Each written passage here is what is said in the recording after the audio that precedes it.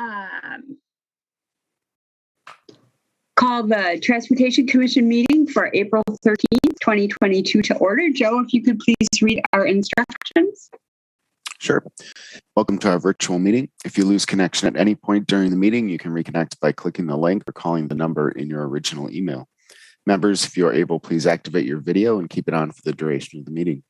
Staff, if you are able, please activate your video when you are speaking. All panelists have the ability to mute and unmute themselves. Please continue to use the raise hand feature when you'd like to be recognized to speak, ask questions, or request a roll call vote. Lowering your hand will take you out of the queue. Members of the public who have registered to speak. The name you entered in Zoom must match the name you entered in registration. You will remain muted until called upon. City staff will tell you when your time is up. After speaking, a member of the body may ask you a question. If you need to share documentation with the Transportation Commission, please send it to the email listed on today's agenda. Chair Kovich, the floor is yours. Thank you, Joe. Aiden, if you could call the roll, please. Sure. Charles Miadza. Present. Barbara Harrington McKinney. I see there are some people in the attendee, like Denise and Alder Harrington McKinney seem to be in the attendee list, not as panelists. Oh, there she is. Yep, I see. Chris McCahill. Thank you. Here. Ann Kovich. Here. Harold Cleaves. Here. Patricia Bennett.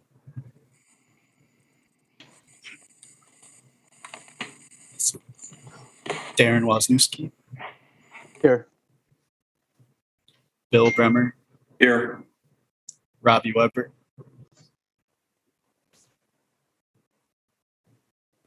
Who's here? And Bridget Brown. Don't see. Is Bridget? I don't see her either. Do you not see her, Aiden? Not yet. And then Denise Okay, Jess so Harold. is here. Here. Okay, so we would be missing one of the members, Bridget. So Harold, you would be able to vote. So Bridget comes if she does. Okay, thank you. Everybody have an opportunity to look at the minutes from the last meeting.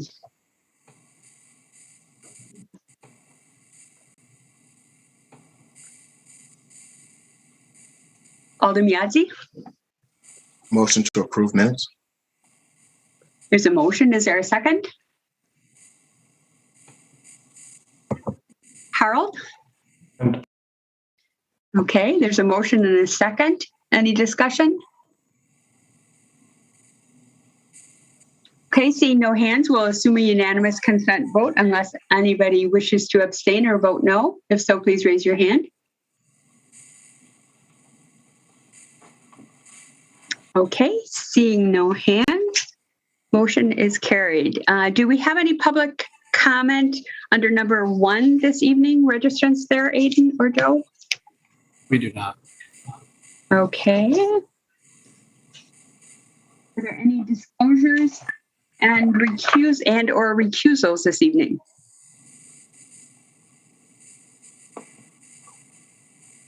Alder Harrington McKinney? Madam Chair, I would like to note that I have a board meeting at 7 o'clock, and should our meeting run over, I will dismiss myself unless I'm required for quorum. Okay. It looked like we should have adequate quorum. Does anybody else have to leave early this evening? I'm guessing that we have approximately 20 people, I believe, registered to speak this evening. So my guess is that it'll likely go past 7, Alder. So we can certainly watch, but it looks like we would have quorum. Absolutely. I just wanted to notify the chair. I didn't want to just leave the meeting without notifying the chair. Thank you so much. I appreciate it, Alder. Okay, so no disclosures or recusals from anyone? Okay. Terms of the consent agenda, items number 2 and number 3 are proposed for the consent agenda.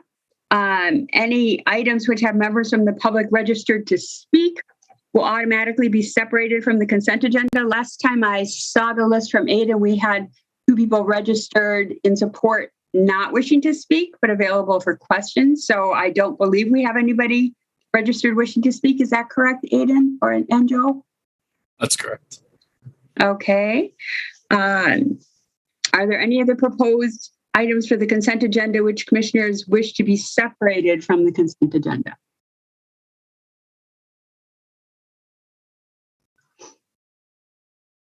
Okay, seeing no hands, is there a motion to, well, let me read we have item number 2, 70522, resolution authorizing a non-competitive service contract with Graph USA to provide consulting engineering services for maintenance of City of Madison Parking Division facilities. And item number 3, Legistar 70633, authorizing the city's execution of a third amendment to the development agreement, together with other associated agreements and documents between the city, Beitler Real Estate Services, and MDI Judge Girl Square Apartments, LLC, pertaining to the property located at 114 East Wilson Street, which is part of the project commonly known as Judge Girl Square Development Project. So is there a motion to approve the consent agenda?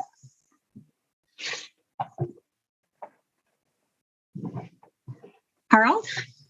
Move approval. Is a motion. Alder Miadzi? Second. There's a motion and a second. Any discussion at all? Okay, well, assuming unanimous consent vote, unless anybody wishes to abstain or vote no. If so, please raise your hand. Okay, seeing no hands, the motion is carried.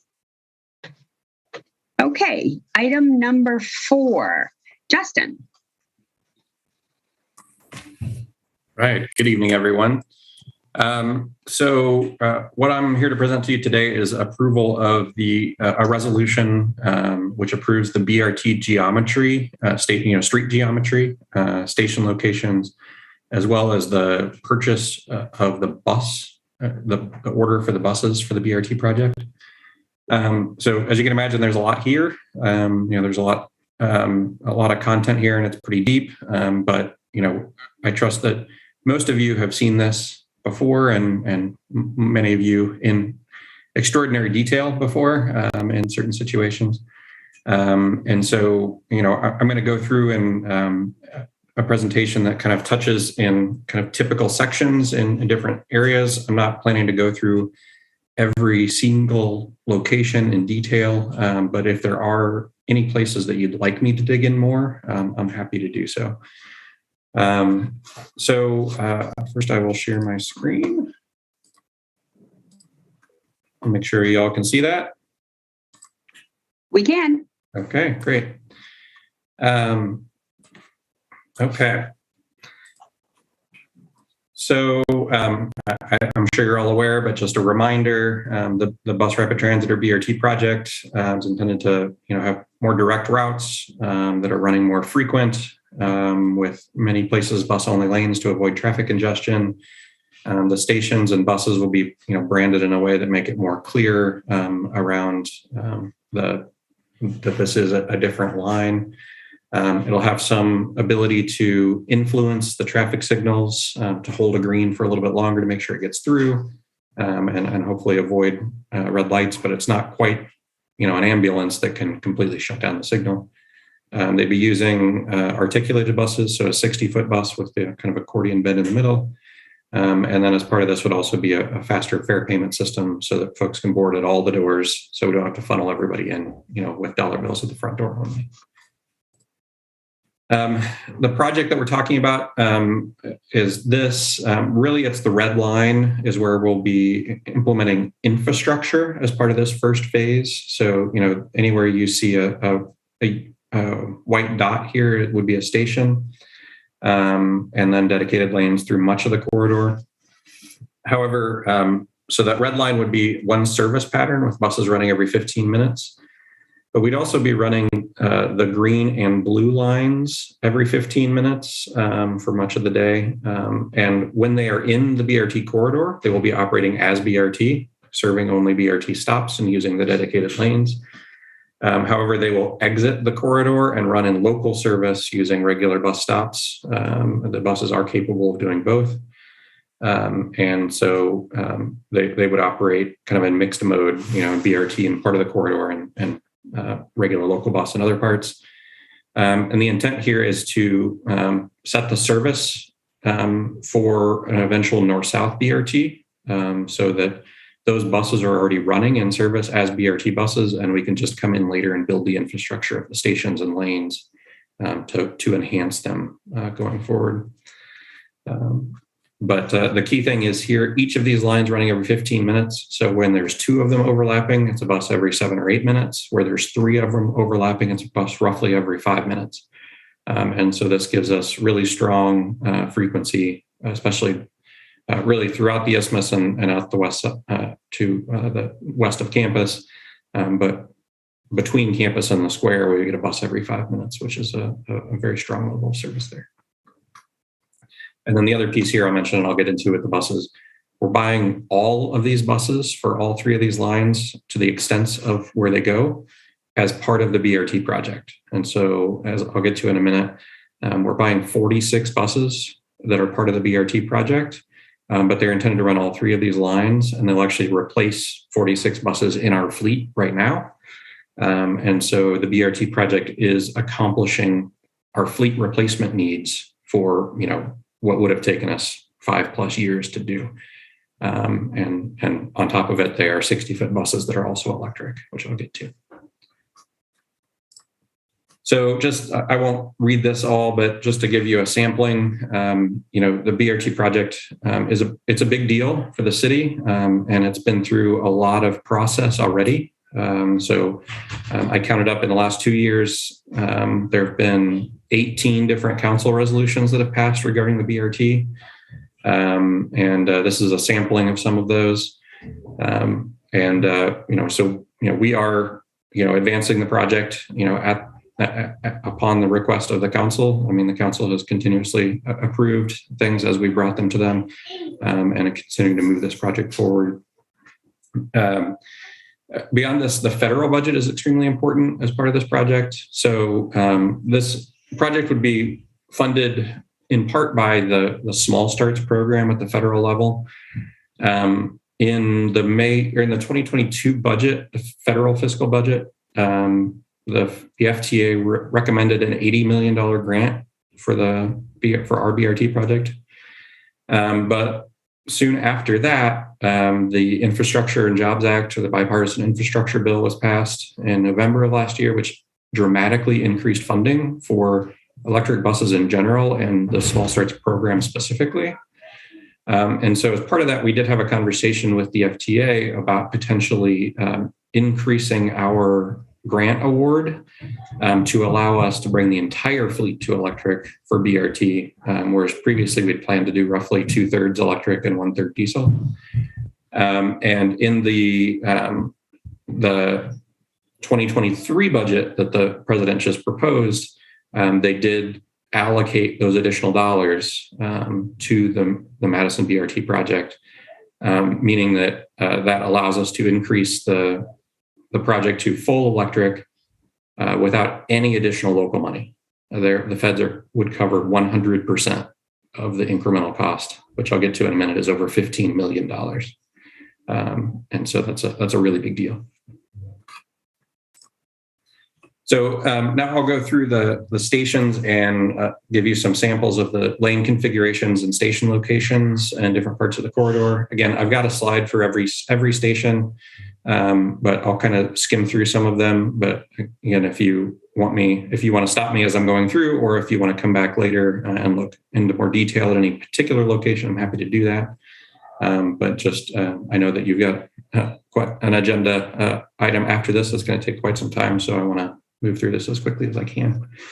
So first, the station architecture. So this is what most of the stations would look like. This was the result of a design competition that happened about a year ago. It recommended a design concept that was ultimately approved by the Urban Design Commission. And then we took that concept and turned it into something that could actually be built. And so what you see here are the renderings of what that would look like. I think it does a good job of maintaining the intent and the concept that was originally approved. And you can see it's got a roof over the vast majority of the platform. It's got some kind of structural elements that are also fairly decorative as they peak up above the roof line. We've got a little glass enclosure at the end to provide some wind protection. And then there's other additional wind screens along the edge of the platform to provide more wind protection. There's benches. Within this that you can't really see, there's a machine that allows you to reload your fares, a ticket vending machine or fare kiosk. There's lighting all along the canopy. There's a sign that displays real-time information around when the next bus is going to come. There's trash cans, there's benches, there's a whole host of amenities to make the wait here as comfortable as possible. And I feel good about this design that we've come up with. There's a few locations where we've had to compromise a bit in creating a smaller version of the shelter. One of those is on State Street. So as you know, State Street was a big cause of concern or discussion last year, mainly from some contingent who would like it to be a pedestrian-only mall. And so as part of that discussion, as well as our environmental review, we did agree to downsize the canopy the canopy here. And this, the platform itself would still be full size, the concrete, allowing us to still board at all the doors, but the roof structure would be slightly smaller and is roughly the size of the current bus shelters that are out there right now. It's not an ideal solution from a transit perspective, but we feel it was an adequate compromise to make, and we did move forward with that. Especially in part of the environmental study identified, it's a fairly narrow corridor there. The other place that a shelter of this size would be is at the Regent and Whitney Way station. That's another place where it is in a historic district. It's in the Hill Farms Historic District. And as part of our environmental study, that was a request from that historic district neighborhood to do. We do think it's going to be a fairly low ridership station. And so, again, we felt comfortable making that compromise in order to be able to move forward on our environmental approvals. So now I'll kind of step through the different sections of the street. So this would be the Western Terminal at Junction Road and just south of Mineral Point. This is a city-owned parcel that we would construct a small bus transfer facility, bus charging, a driver restroom facility, so just a small building that allows our drivers to use the restroom, as well as a relatively small park and ride facility, allowing us access for people, especially people that are further out and maybe in the extent of the city, or maybe in further out suburban cities. This is a city-owned parcel. It does allow us to make some movements that we can have several different routes terminating here and allow them to charge as well. So it will help our eventual transition to electric buses across the fleet, not just for BRT. And then the other thing that's happening here, so we're occupying roughly the southern 2/3 of the property. The northern third would be reconstructed into a stormwater detention feature that would help with some of the flooding issues in the area. So that's kind of off the page here, so you can't really see that. So now moving to Mineral Point Road. This is at High Point. So the buses would be operating in the middle lanes, so in the left lane of the street, and they would serve a station that's sitting in the median of the street. This section of Mineral Point Road currently has bus lanes. However, they're on the curb side of the street. And so basically we're taking those lanes and moving them to the middle, which has a lot of operational advantages for us on the bus. Not only can we then use those center platform stations, but we also avoid a lot of conflicts with right turning vehicles and cars turning out of driveways and things like that. And so that will help speed us up. We aren't actually prohibiting any left turns here. So, they're already channelized by the median. And so we do offer opportunities for cars to merge into the bus lane temporarily while they then get into the turn lane to make their left turns. And then here at the station itself, you'll notice and I know it's kind of hard to see, but the station is here. If you can see my cursor, the bus lane is right next to it. The turn lane is kind of outside the bus lane. And in order for that to work, that left turn needs to be fully protected. So basically they get a green arrow and then they get a red arrow. And so when they get their green arrow to make the turn, then it turns red and the bus can continue straight through on the green ball, the straight through green for the rest of the traffic. So this is a very similar configuration that's used in many other cities, including Indianapolis, where I came from. And we feel pretty confident that this will work well. So this is, pretty much how all the Mineral Point stations look. So I won't delve into details in each one. I'll just kind of skim through. So this is High Point, Westfield, Grand Canyon, Island, Rose, and then at Whitney Way and Mineral Point. So one thing you'll note here is that in previous versions of the plan, the bus went down to the West Transfer Point and then back up Whitney Way. At least what we expect right now is for the network redesign to result in the elimination of that West Transfer Point. And so in this case, the BRT is able to just turn left and go straight up Whitney Way and not take that roughly 8-minute deviation to get down and back to the West Transfer Point, which will obviously help speed it up. So from here, the bus turns north on Whitney Way. And then this is Whitney and Regent, which is the only station on Whitney Way. And this operates much in the same way as Mineral Point, where the station's in the middle and the bus is in the left lane. The difference here is that, in this case, we are actually converting a lane of traffic to bus-only use. It's 2 lanes in each direction now. It would be 1 lane for general traffic and 1 lane for bus in each direction in the future. We've done significant traffic modeling and feel comfortable that that's, a reasonable change here based on the traffic volumes that exist.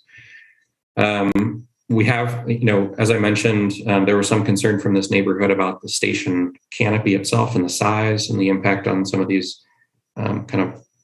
post-war modernist houses from a visual standpoint. And so we did make that change.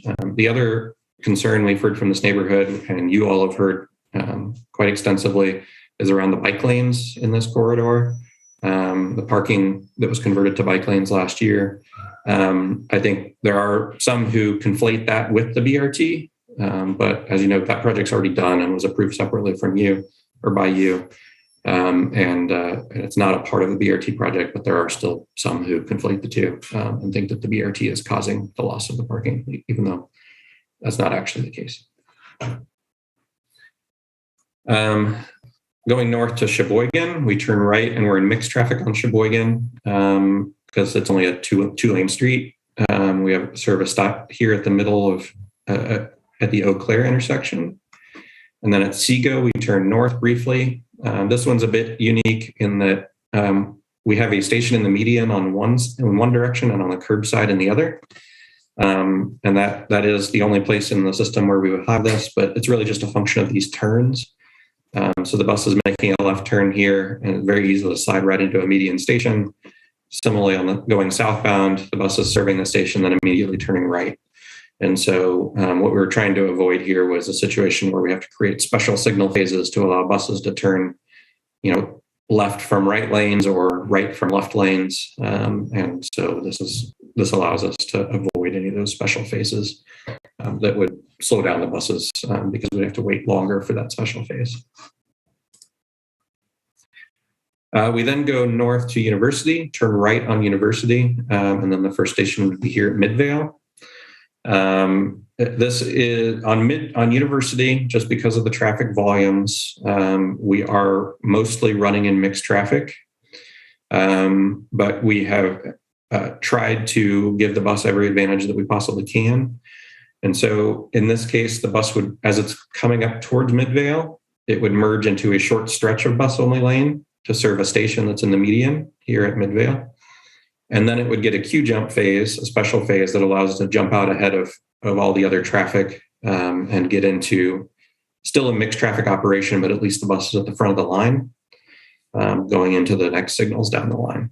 And then in the other direction, the bus is in mixed traffic here. At Shorewood or Hill, we would be actually taking over the left turn bay and putting a station there. And that means that the left turn from westbound University to southbound Hill Street would be eliminated. That Hill Street is only 1 block long in this section. It actually dead ends into the park. We did reach out to every property owner on this block of street to make sure that there weren't any major concerns and didn't hear anything. The major user in that street is the Whole Foods, which is actually in the process of moving anyway. And so we didn't get a whole lot of real concern there. And that allows us to keep moving here. And frankly, this left turn is a little bit concerning and actually wasn't even allowed up until about 10 years ago. And so we think that there's some safety benefit here as well in eliminating that turn, just because of how acute the angle is. A car making the turn can't actually see pedestrians in the crosswalk when they're trying to make that turn because they're kind of up and they're in front of where those pedestrians are. University Bay, similar in that we're in the median here. We did carve out a little extra space to have a bus lane in both directions here briefly. And then the bus would, in the westbound direction, have a queue jump to get out in front again. Or in the eastbound direction would have a few hundred feet of runway to get up to speed before they merge into traffic on Campus Drive.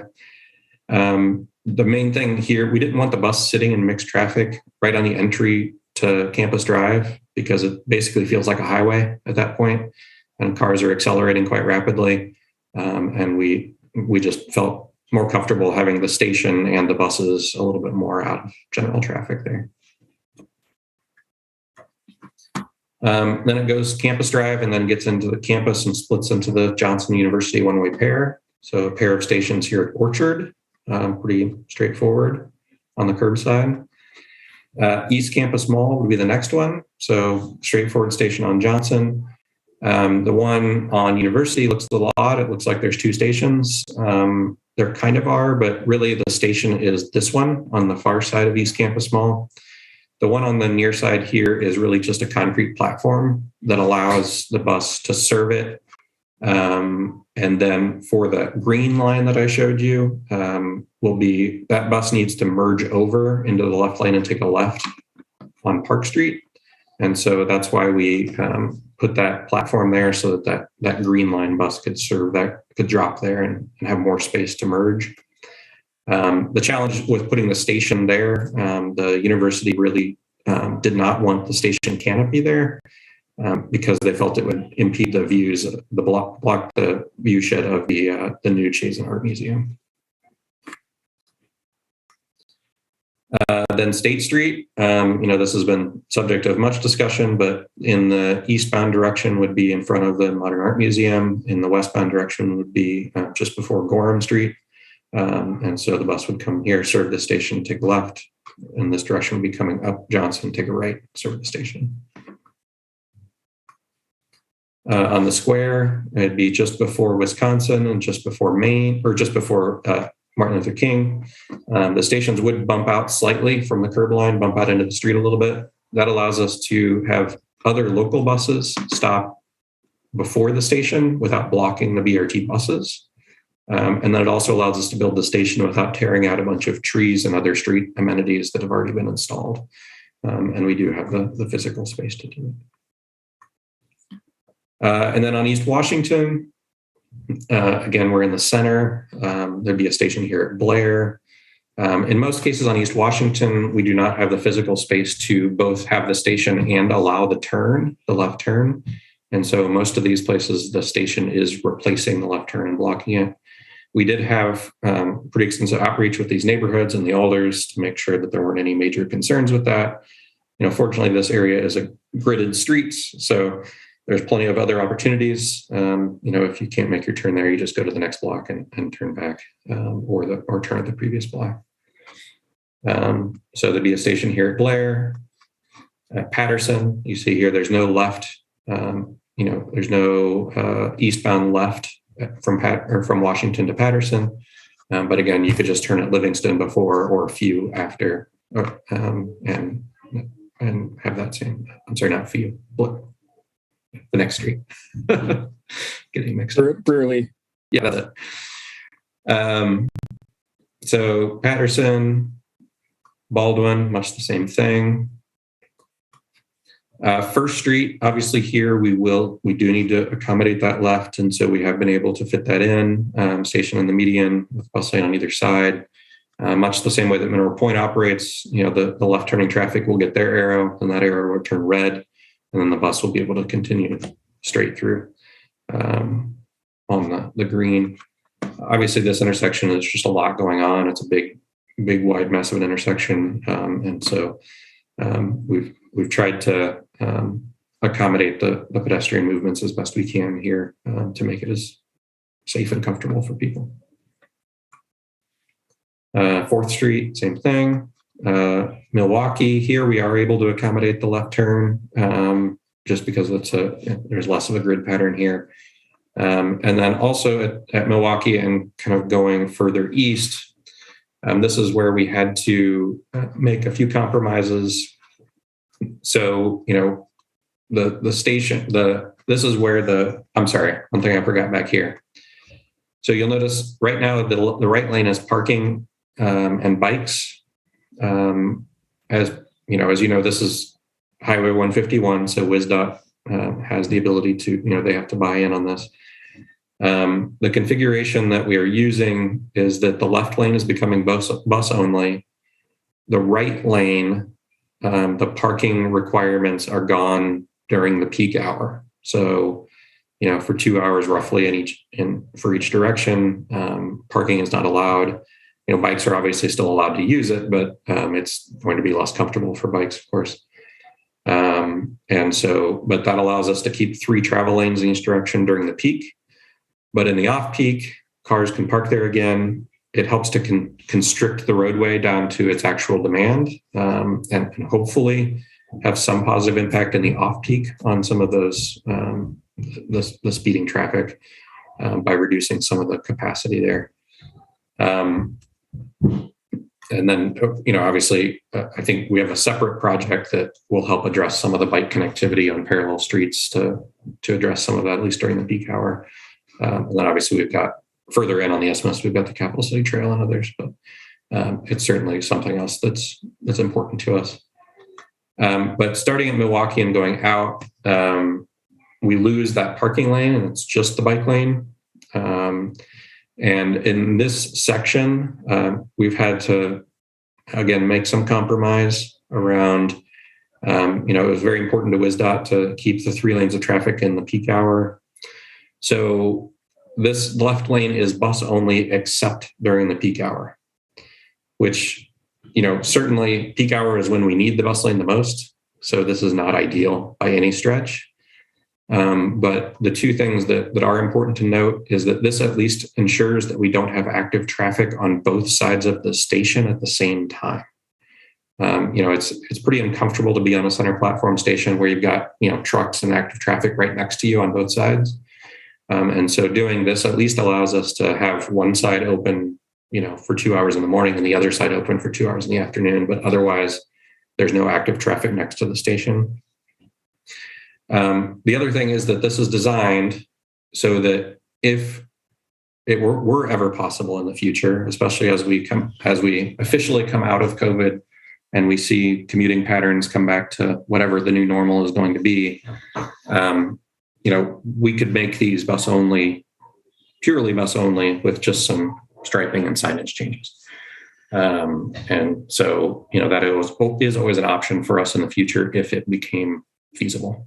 So, but for now, this is the kind of what we needed to do to ensure WSDOT support. So that would continue out to, here's the Melvin Court Station. And then at Wright Street, the bus would turn left and go up at Wright Street with another station here. Then turn right at Anderson, serve a pair of curbside stations here in front of Madison College. And then it would cut through, which I don't have a slide of, but it would cut through Mendota Street there's a quick trip there, and currently Mendota dead ends. We would make a connection that allows the bus to cut through there and be a bus only connection, no general traffic. And the bus would come through and turn onto East Washington here at Mendota and serve these stations here. That allows us to avoid the intersection of Stoughton Road and East Washington, which is a big source of delay. And so this will help us to make sure travel times are much more consistent by avoiding that intersection. Then it goes up to Portage and Thayer, which another curbside stations. Here, the bus lanes would start again. We open up to a fourth travel lane, and so that lane would be converted to bus only. At Independence, again, curbside stations with bus only lanes. We would be adding a signal here at Independence to make sure that this pedestrian crossing is safe. And then the last station here at East Springs. At this point, from this point out, every other bus would continue straight out to Sun Prairie to their park and ride, where it would stop there and charge. And the other bus would go out through the American Center and serve the UW Hospital and would go to our new maintenance facility on Hanson Road, the old FedEx facility, where it would also charge, and there would be restroom facilities for drivers. So basically every 15 minutes to this point, and then the two branches would be every 30 going to each of those places. So next thing I can get into is the bus contract, which is the other part of this resolution. But before I do that, do we want to dig in anywhere on any of these or anywhere else that I didn't talk about in terms of the corridor, the lane geometry, the stations, that sort of thing? Justin, before we ask questions, do we have any registrants who wish to speak on this, Aiden? No, not for this item. Okay. So if you want to take questions on this while you have this piece up, does anybody have a question or comment? Carl, go ahead. Yeah, can you maybe say a little bit about the process and timeline of this? Because I know it's always been a little bit where TPPB did a lot of the work around developing the locally preferred alternative. And so a lot of these decisions were made at TPPB, but then it went into more of a, let's develop construction drawings, which I guess is why it is here now. But obviously, we don't want to undo a lot of the work that TPPB has done, but then there's also, I see changes here in between what TPPB approved and what we're seeing here now. And so I just want to get a sense of like, I guess we are approving something here, which is 60%, and then what happens next, or is there another opportunity to provide input, and what's the timeline for that? Because why I'm asking is, I mean, this is a lot, as you said, and a lot of it is based on decisions that have been made elsewhere already, and that, we don't want to undo, but, usually for each of these plan sheets, there might be a good discussion to be had for, a whole TC meeting, but obviously we don't want to do that. So maybe you can say a little bit about the process and timeline here. Sure. So, as you mentioned, there were two different approvals of the locally preferred alternative by the Policy and Planning Board, and then also the Council, once in early 2020, and then again in early 2021. That document basically identified the station locations as in a dot at the intersection, and so this is taking this to the next level in terms of exactly where on the intersection the platform is going to be and the approaches and things like that. And the other thing it did was outline the lane configuration. So, is it dedicated or not? In the second iteration, the second approval approved, in most of the corridor going center running. I think this is large. The vast majority is consistent with that. And a few exceptions being like the jog down to the west transfer point, and then some of the running in the left side of University Avenue instead of the right side. But otherwise, which the LP didn't really get into in any great detail. But otherwise, it's pretty consistent. But I see Tom has his hand raised if you want to add something. Yeah, it's always kind of a struggle to do the dividing line between the TPPB and the TC. But the TC is really kind of the implementing body. You know what I mean? So the broad picture, the policy is the TPPB, but the lane widths and how wide is the bike lane? You know, that's an implementation question. And so we felt like at the 60% design level, that's really should go to the TC. And then I'm just going to be, I think the TC rarely deals with street geometries at every meeting. And so the commission members are familiar with some of these, the issues that affect, street geometry. Whereas the TPPB, its role is the policy, like where do we need this service? How quick, how much service, which specific intersections should be served, if you see what I'm saying. And so that's, there was some discussion and we felt like at this stage, the vast majority of this is a TC issue. The one caveat to that would be, as Justin mentioned, that right now the plan set does not show the the network, the jog down to the west transfer point, and that particular decision actually will be determined by the TPPB, in a month or two, as part of the metro network redesign. And let's say if somehow the TPPB decided that no, we should touch the west transfer point because we're going to keep the transfer points or something like that, we probably would have to come back for maybe a small amendment so you could see the facility at the west transfer point. That's probably, I think, how that would work.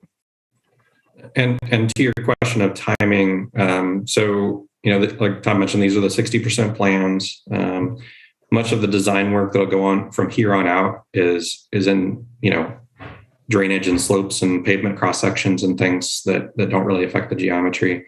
And so we'll get through all of that work, and then we'll have a set of plans to bid. My understanding of the process is that then we'd need to bid that project, and then the final contracts would come back for approval. Both I think by TC and Board of Public Works. Is that correct? But we are planning to bid the projects in a couple different construction packages, starting later this year. And then probably augmenting it. I think a CE rarely comes before the TC with the 30 or the 60% geometry, because it's nice to just get the sign off on, here are the curb lines before you have a significant consultant investment in preparing the detailed drawings, the contract drawings, and the bid documents. If you see what I'm saying. So that's and otherwise, you can go to 90% and literally waste millions of dollars in consultant fees if you want to change things. So. And I'm sorry, I also forgot to mention one thing that just reminded me of. So on Mineral Point Road, one thing I forgot to mention, so the buses were currently in the right lane and we're switching to the left lane for the bus only, but the right lane is a bus and bike lane. And so we are constructing, and the BRT project is funding the construction of a multi-use path on the north side of Mineral Point Road to compensate for that lack of the ability of bikes to use the bus lane. And so I forgot to mention that. Hopefully that results in a better facility than bikes trying to, more suburban arterial mixing with buses. But just want to make sure I point that out. Did you have further comment? Tom Lynch, go ahead. Yes. There is, staff is working with these quite a bit too, and it's quite a bit of the contract documents, or the 60% plans they're quite a bit. Staff does recommend one modification on the bike path right around Garver Park. In order to maintain a reasonable grade, the bike path meanders quite a bit, and so we are recommending that that the bike path actually follow the road profile a little bit more. Just follow the road path. Would you like me to share my screen so we can describe this a little bit better? Yeah. Hey, Justin, you have to stop sharing yours if Mike wants to share. Yeah. So if I can describe this briefly, this is the plan set, but so it's hard to tell, but this is kind of a hilly wooded area. This is Mineral Point Road. Whitney Way is to the right, and then I think Rose is to the left. Garner Park is right here, kind of on the left. And this is a hill. This is a fairly steep hill that goes down to the right. And the way this was constructed years ago is that they graded out this hill so that the Mineral Point Road was relatively, 5% or something. But this sidewalk just kind of meandered through the woods. And so as a result, you can see it's very squiggly and it's very steep. And so we think we have a solution where we can bring this path closer to the road and follow more of the road grade that would make it less squiggly and not as steep. There could be the result of a loss of a couple of trees. I'm not an arborist, but they don't look to be particularly large or mature trees. But that's something that we might try to, that we would recommend a minor change to this plan, just kind of straightening that out. Thank you. Yeah, so Hey, go ahead. Yeah, maybe I can ask them more explicitly, like, what do you need approved tonight versus because Thomas, you said we don't want to waste going forward with something that then at the 90% stage we realize is not good. Because I guess my main concern is this is just a lot. And I think, I have some immediate reactions to it. I reviewed it to some extent before the meeting, but I also don't want to hold up the project. So getting a sense of if, for example, we give the thumbs up to most of the things, but also ask you to come back with 7 other things at another meeting. Is that something that is an issue? I think the basic geometry we're asking approval so that we can move forward with. However, small, I don't want to say small, but modifications that do not change the intent of the design, like moving a curb ramp or changing, perhaps the nose of a median, and could the nose be moved back, or those types of things I think are just part of the things that are worked out between 60 and 90%. And so those are, I think, reasonable comments that we can just accommodate in our design process. But if there's a substantive thing, with the design, we're trying to get the most substantive portions kind of locked in, so we can tell our design team, yeah, go, because we would like to bid this fall. And so you think about it, it's about $100 million worth of road improvements and about 4 months to get our plans ready. So we are trying to how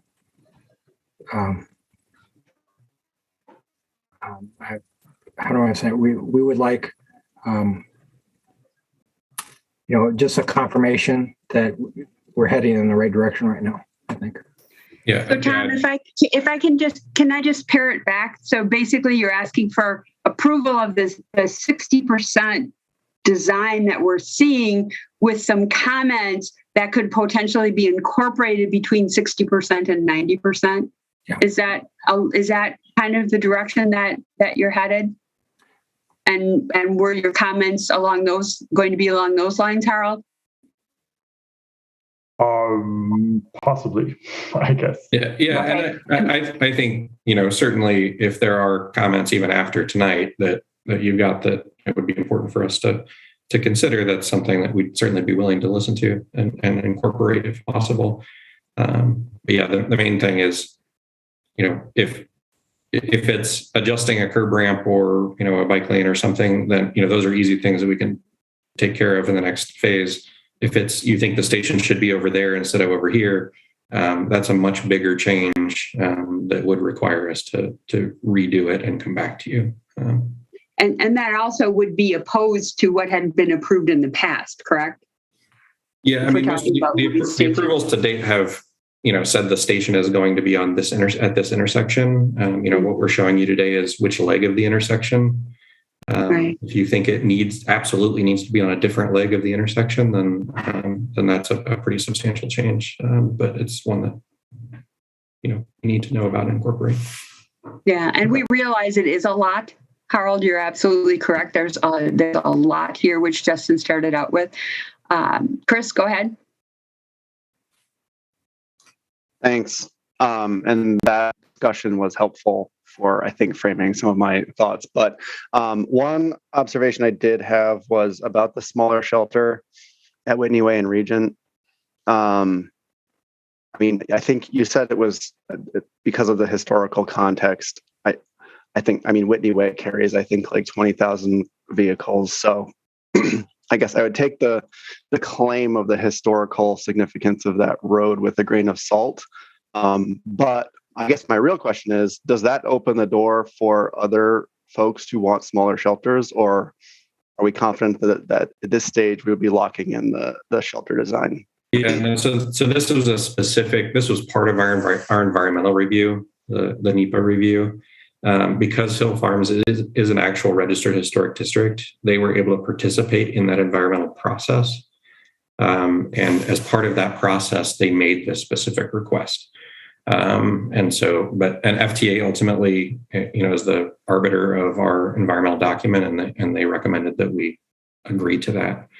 But that process is nearing its closure now, and there's no other, neighborhood, registered historic districts that are a part of this that have made similar requests. And so, to answer your question, no, I don't think that this opens the door to others, other than State Street, which we've already agreed to as well.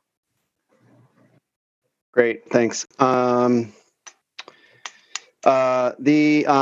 East Wash situation, obviously, we would prefer to have those bus lanes exclusive during the peak.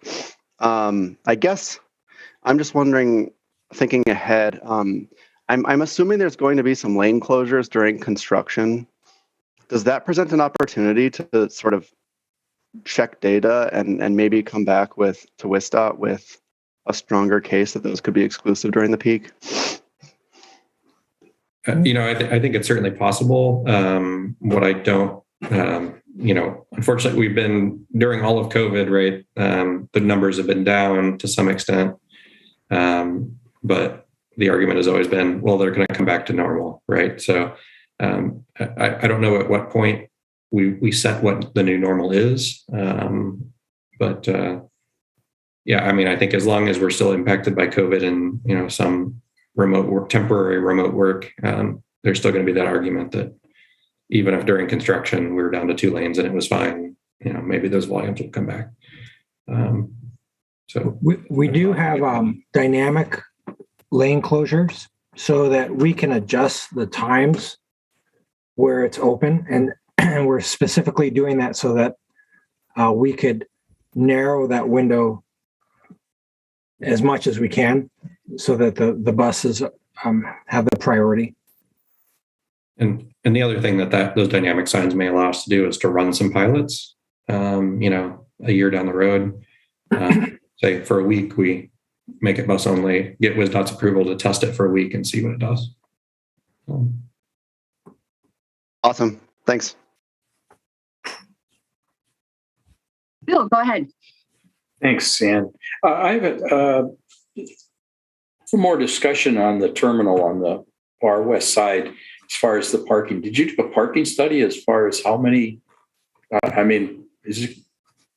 You anticipate quite a few cars there immediately, or is it going to grow, or what?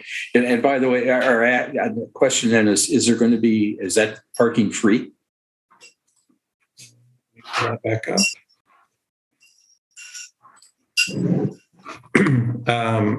So the short answer is that we did not do a parking study. I do think that there's, especially with all the growth down south of here towards Verona, as well as, north to, Cross Plains and Mount Horeb even, that there's probably plenty of market for this. And I wouldn't be surprised if it's very well used. The sizing is frankly just based on the amount of real estate that we've got. And so that's kind of what it's based on. I think, the other piece is that, we needed enough space here for the buses to turn around and dock and charge and all of that. And so the parking was kind of the leftover space there in the middle. We did have some conversations around contingency operations for Metro as an organization too. Our main facility flooded a couple of years ago, and it would be good to have some space like this that we could stage buses if we needed to, if there were another event at a facility, even if it's just open air. So, we've thought some thoughts around having availability for that. But to your point, the area all around this is owned by the research park. So I don't envision it growing at any point. The only thing, if demand is extraordinarily strong for one reason or another, it could make sense to fold it into some sort of garage or ramp. But I don't think, at least in the short term, we think that's reasonable. As far as cost, we haven't really had that discussion yet. We do have a couple of different park and rides at Dutch Mill and at the North Transfer Point. Both of those are free. So I wouldn't be surprised if this is free, but obviously there's no other destinations here, or very few other destinations. So most likely people are going to park here. They're getting on the bus and they're going to be paying the bus fare. But I think that can be a future discussion, whether or not we want to make it a paid lot or not. Okay, thanks. I can just envision that let's say a year out after BRT gets established and people see the benefits that commuters from outlying communities are going to say, I'm not parking downtown, I'm just going to park here and take the BRT, especially if they're, university or something that gets subsidized bus riderships. So I think I can envision this could be very popular. Yeah. In a maybe not the first day you open, but in a short order. Well, my experience in India is that the first day we open, it probably will be very popular. Oh, okay. Okay. Yeah. Well, in that case, that's the case. What do you do? If this is full, I assume you're going to have some signing to say parking is full so that people just don't bother going in. Yeah, I think that's a good thought. We should, certainly build in some of the conduits to run, pay gates if we decide to do that at some point. Similarly, occupancy signs. So yeah, thanks. Other comments at this point? Harold, go ahead. Yeah, so just to clarify, we're doing comments too, not just questions on this. Okay. So I have a couple, and since we talked about park and ride, maybe I can start there. You mentioned there will be a stormwater retention facility right next to it, which I guess is another limitation to getting any kind of density around the terminus. And my concern with the park and ride is, you have maybe 50 spots or something. And so you have 50 people, which is like less than one bus. They park there the whole day. And it's just not generating a whole lot of trips. And sure, you could build a garage, but then you end up with a lot of costs. So I think being mindful of what generates ridership, and park and ride is usually not that, at least not at a cost. That makes a lot of sense. Yeah. So is the stormwater retention facility part of the BRT project? It is, yeah. Okay. And I guess there's no way to get more. Yeah. Okay. Well, whatever. That's fine. Yeah, it was necessary. So basically, the lot engineering had kind of been holding onto this lot for the purposes of using for the purposes of using this as a stormwater facility at some point in the future. So yeah, that's why it's included there. Okay. Could you go to the Midvale station slide?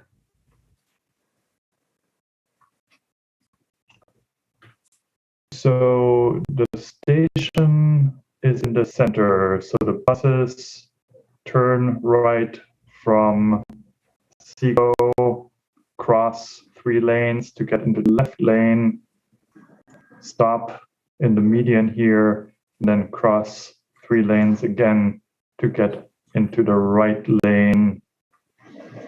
So on University, is that right? I'm trying to see if I've got, so we actually are able to, if I go back, so we'll turn left onto Seago, serve this station on the left.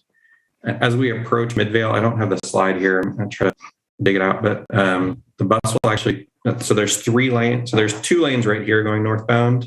As it approaches University, it opens up to 3. One is, right now, it's 2 left lanes and a right. We'll actually change that to 2 rights and a left. And so that middle lane becomes bus only right turn lane. And so that allows the bus to approach that intersection without any traffic, and then make a right turn onto University into the left lane that it needs to be in as it continues on. And then I guess there will be transit signal priority to allow the bus to get from the left lane to the right lane as it continues on University. Right. So it would be here it would have a queue jump that allows it to jump out ahead of traffic into the left lane. Okay. All right. I guess that makes sense. Could you go to the Hill Street slide? And I know part of this might have been part of the University Avenue reconstruction. Yeah, that's where some of this is a little confusing here, some of the line work. Right. One thing I noticed there, I mean, there's this slip lane, like coming from Hill Street, turning right onto University, creating this extra long crossing. And as you said, I mean, I think right now that's partly because the Whole Foods generates a lot of traffic coming out of their parking lot, but that's going to close down. And so just in terms of making this a better pedestrian experience, is that something that you could reconsider, not having that slip lane? Yeah, I know that came up as part of, and Tom, do you want to address that? Because I know that was part of the University Avenue design. Yeah, that's actually part of the University Avenue redesign, and probably the reason why that slip lane is they have a design vehicle, which is some type of delivery vehicle, and they probably needed that radius to accommodate that vehicle. So we can maybe transmit that comment or concern to the University Avenue team. Yeah, so we'll do that. And you can see if you had a design, let's say a grocery store delivery truck, right? You could see at that skew how a truck might need a little bit bigger radius, which would require the pork chop island. But we can bring that up with Jim Wolf. And yeah, I think that would be good, just because I think, the University Avenue redesign was done before it was clear that the Whole Foods was closing or moving. And I guess there could be a new grocery store there. But yeah, I think that might be an opportunity to look at that again. Again, pedestrian crossing, could you go to the First Street slide, please?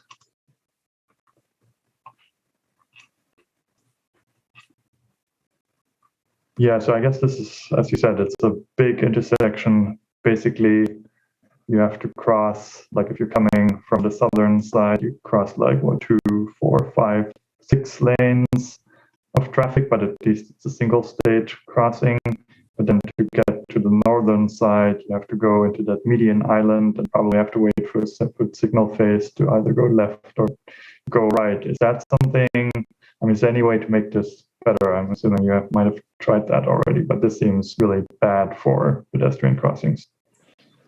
Yeah, I mean, I agree that it's not great. We do what we are able to do is enhance this and protect this median here, so that we and add a signal pole there, so that we can make this a 2-stage crossing for those who would like to do that, and they don't have to, they'll have a little bit more protection there when they wait.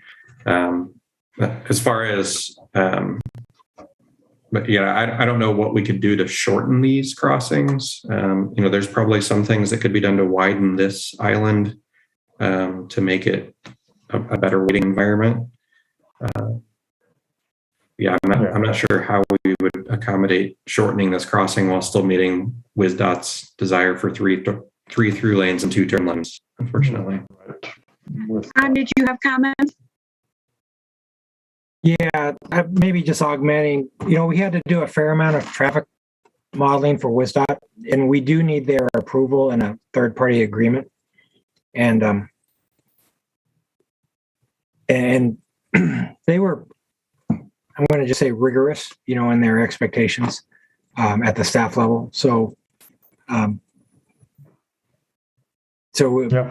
this is a controlling intersection actually for the corridor. This is probably the busiest intersection in the whole corridor. So we're a little bit limited on reducing the capacity at this location. So understood. And then, so I guess the 4th Street, so this was a change. I mean, we knew that the bike facilities would disappear during peak hour farther in, but this is the change now that starting at 4th Street, the bike lane and parking disappears during peak. That's new, right? No, that was a part of the. Okay. Yeah. Basically, anywhere where the parking lanes existed is where they would convert to a peak hour travel lane.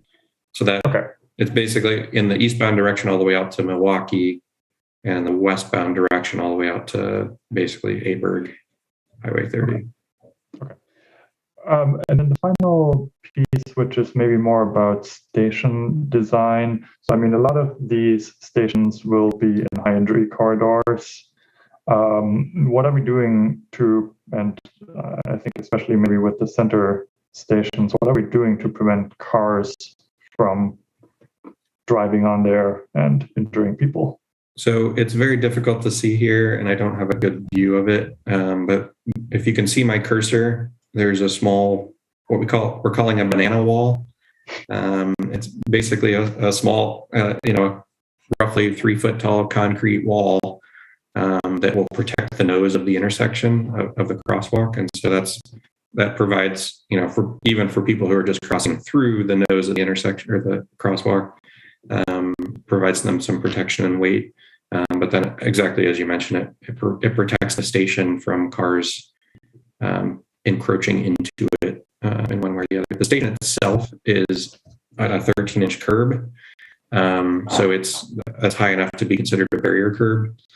And so, if a car approaches it from any other direction, it most likely is just going to hit it like a wall. But if it does approach from the ramp side, that's obviously where it could ride up into the station. And so that's why the wall would be there. And those walls will be at all stations, like no historic concerns or anything? All the center stations. Yeah. Okay, good. Thanks. That's all I got. Okay, other comments at this point before we talk about the buses? Okay, Justin, you want to talk about the buses? Sure. Okay, so the buses are, this has to be a sole source contract. And actually about a year ago, we did bring through council a resolution to support this as a sole source negotiation, just because of, typically we would go negotiate the contract and then bring the contract to council along with the sole source authorization. But this being such a huge contract, we wanted to make sure that we had council approval before we even entered those negotiations. And so we did that and got that approved in May of last year. And to support that, we actually did a request for information for vendors just to confirm that that truly is the case, that there really is only one vendor available to build these buses. And there's a couple reasons. We need a 60-foot bus, and we need left side doors. So the buses will have doors on both sides. And there are only 2 vendors that make those right now in the US.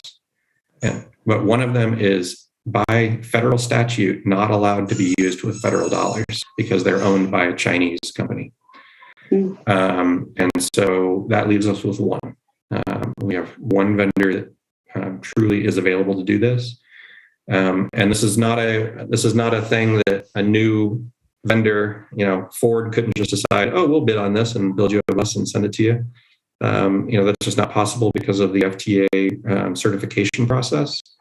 They have to, vendors have to go through this multi-year process where they, build a bus, FTA reviews their specifications, then they submit the fully built bus to a testing facility in Altoona, Pennsylvania, where they spend a year just basically beating up on the bus, running it over potholes and all kinds of stuff to make sure that, if you're going to use federal money on a bus, it needs to be reliable and able to last for 12 years.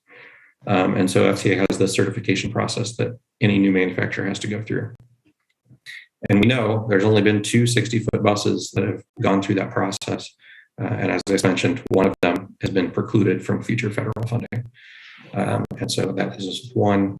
And then we also even asked other vendors, do you even have any plans to go through and submit a new bus through this process? And the answer we got was no.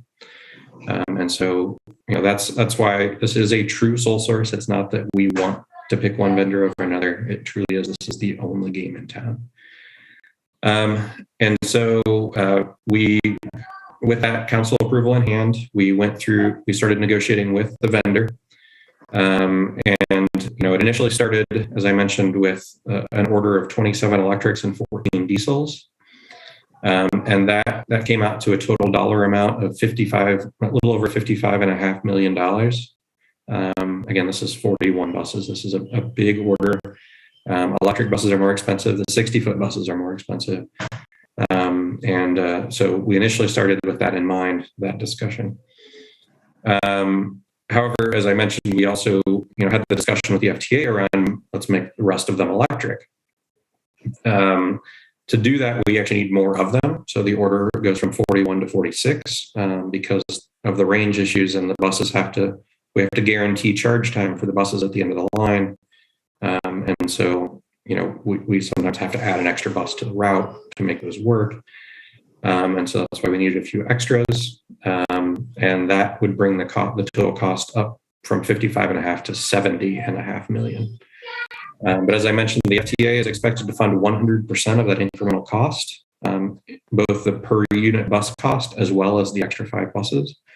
And so, that certainly is the direction that we're leaning towards. However, the actual council approval kind of leaves our options open.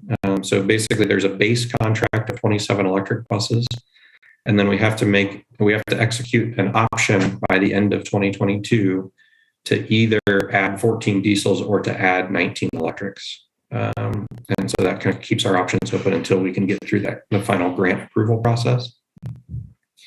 The other element here is timing.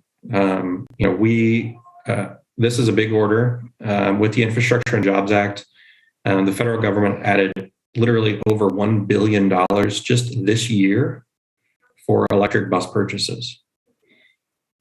There's not a lot of vendors out there. And as I mentioned, it's really hard as a new vendor to get into the market. Many new orders that agencies are trying to place are being quoted lead times of 3+ years, just because the supply chain isn't there to support this much money flooding the system. We fortunately, because we have already been negotiating this contract, New Flyer is holding our place in line. And that would allow us to deliver the first bus a little over a year from now in the summer of 23, and the complete order by the spring of 24 and in advance of our summer of 24 opening. But in order to make sure we keep that place in line, we need to place the order now. If we just punt on this and wait till the end of the year, we likely will be waiting three or 4 years for the buses. So that's why it's important for us to move this forward now. So, and then just a next steps, and we talked about this a little bit. This resolution has already been to Board of Public Works and Finance, where it was approved by both. It's with you tonight, and then going to council next week. And then again, we hope to bid the project in a couple different phases starting later this year, and with some construction starting late this year, and then next year in the spring of 23 is when we would see a lot of heavier construction happening, actual station platforms going in and things like that. So yeah, that's all I have. Happy to any questions. Lumiadzki, go ahead.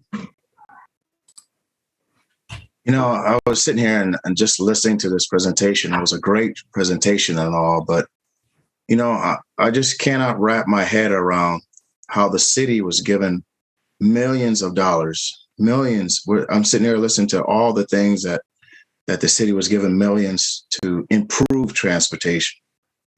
How is it that we are approving in certain corridor, east to west corridor, and we're not even talking about the other corridors where people right now don't have proper transportation on the north side and routes are being cut? I really want to have a really serious sit down with Tom Lynch and Justin to see how we can talk about other routes that are being cut on the north side, how we have a food desert over here because people can't get to the grocery store. And I'm sitting here hearing about millions of dollars being poured into transportation and improving certain corridors. And even the west side, even having their own terminal.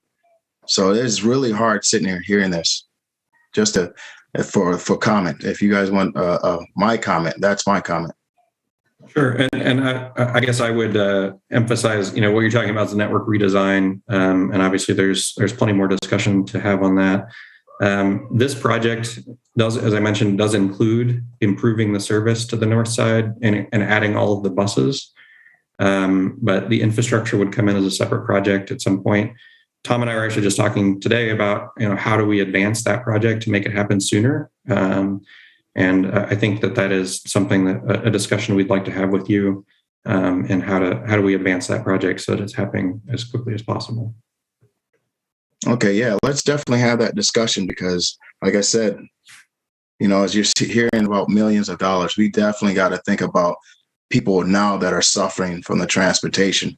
This project was brought about when I did the research was about improving transportation. Now, and the federal funding, when people are giving all this federal funding, I believe they're under the pretense that we're improving transportation, not for the future and focusing on a corridor that serves mainly the college students, while people are now paying the wheel tax that they've been paying for at least a couple of years now.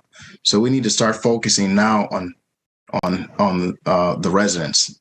I understand that we're looking for the future about making it better, but people are suffering now as we speak. Thank you. Tom, did you have a comment on that? Yeah, I was around, before Justin, so I have a little bit more background on how the East-West got selected. And the East-West got selected because of the ridership was about double the North-South, and so it qualified for the FTA funding where the North-South didn't on its own. I will say, though, when Justin joined our team, he said, well, because the East-West is so strong in our ability to meet the FTA requirements for the small starts funding, we can use that to buy the infrastructure for the North-South. And so, I'm just going to give credit to Justin. So we're actually buying the buses for the North-South with this project, and we're also implementing the service for the North-South with this project. The one thing that we're not doing for the North-South is we are not building the stations, but now the North-South has a much lower financial threshold that it has to meet. So the lower ridership numbers on the North-South will be able to kind of meet the small starts requirements. So we can talk about it more, but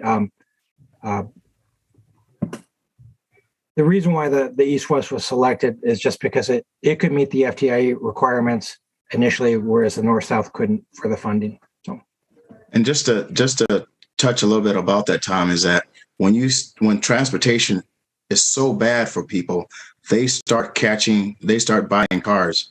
So we need to think about how do we improve transportation. Just because that corridor was selected doesn't mean transportation and the ridership was good. It's not about people catching it for the convenience. It's about the people that catch it for the necessity that they need to have transportation. So instead of we need to start thinking about how to have better initiatives in order to improve it, because it's been bad on the north side for a long time, where a 10-minute ride downtown took 45 minutes. So we need to actually think about doing things now, not later. Thank you. Tom, can I ask you just to repeat what you said? It sounded to me like Justin's idea was to piggyback on the funding for the east-west route to assist the north-south and move it forward faster. Is that correct? yeah, the FTA has ridership thresholds and what they will fund and what they won't fund. And the North-South did not have the ridership thresholds where it would have garnered the funding necessary to implement it. So the MPO actually was the one that recommended the East-West corridor. But then, Justin, I'm just going to say he used some strategy and saying, well, we can use the strength of the East-West ridership numbers to build the infrastructure for the North-South to make it easier to implement and sooner to implement. So that's the background on that. Yeah. So it sounds like you need to have some further conversations with Alder Miadzi, but it sounds like we're making some strides in that direction. Is that correct? Yeah. The service levels of the North-South BRT will be in place when the East-West BRT is implemented. We just won't have the stations. So. Okay, does that help, Alder Miadzi, and maybe set the stage for your further conversations with Tom and Justin? Thank you, Chair. I just look forward to our conversation. Yeah, it sounds like we're making progress there, so we'll look forward to hearing more about that. Is that all you had then, Alder Miadzi? Yes, thank you, Chair. Okay, Harold, go ahead.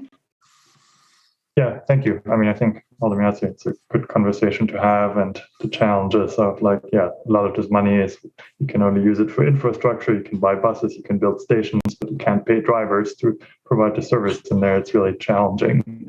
But I mean, I guess let me maybe start out. Congratulations for securing all of this federal funding, because I mean, yes, it's a historic moment where there is much more federal funding than there ever has been, but not everybody got it. And so I'm sure we can credit Justin, we can credit other people at Metro and at DOT for making sure that Madison actually gets a share of this funding. So I think that's really exciting. A couple of questions and comments about the fleet. So since the original plan was to have diesels, partly for cost reasons, partly for infrastructure reasons, and now we're considering going 100% electric, which I think has many advantages. One possible concern that I have there have been these concerns with the reliability of battery electric buses. And so in my mind, the diesels in a way were also a backup option for if we encounter issues that hopefully we won't, where 30% of the fleet is out of order, maybe the diesels could pick up that service. And so now we no longer have that option. What's your assessment of the redundancy of always having enough buses to provide service, even if performance is worse than you think? Sure. Yeah, and I agree. I mean, there's some level of risk in moving forward to 100% electric. I think that we've done pretty much everything we can to mitigate that risk, though. As you mentioned, the reliability, just because it's a newer technology, just isn't as good as a diesel bus.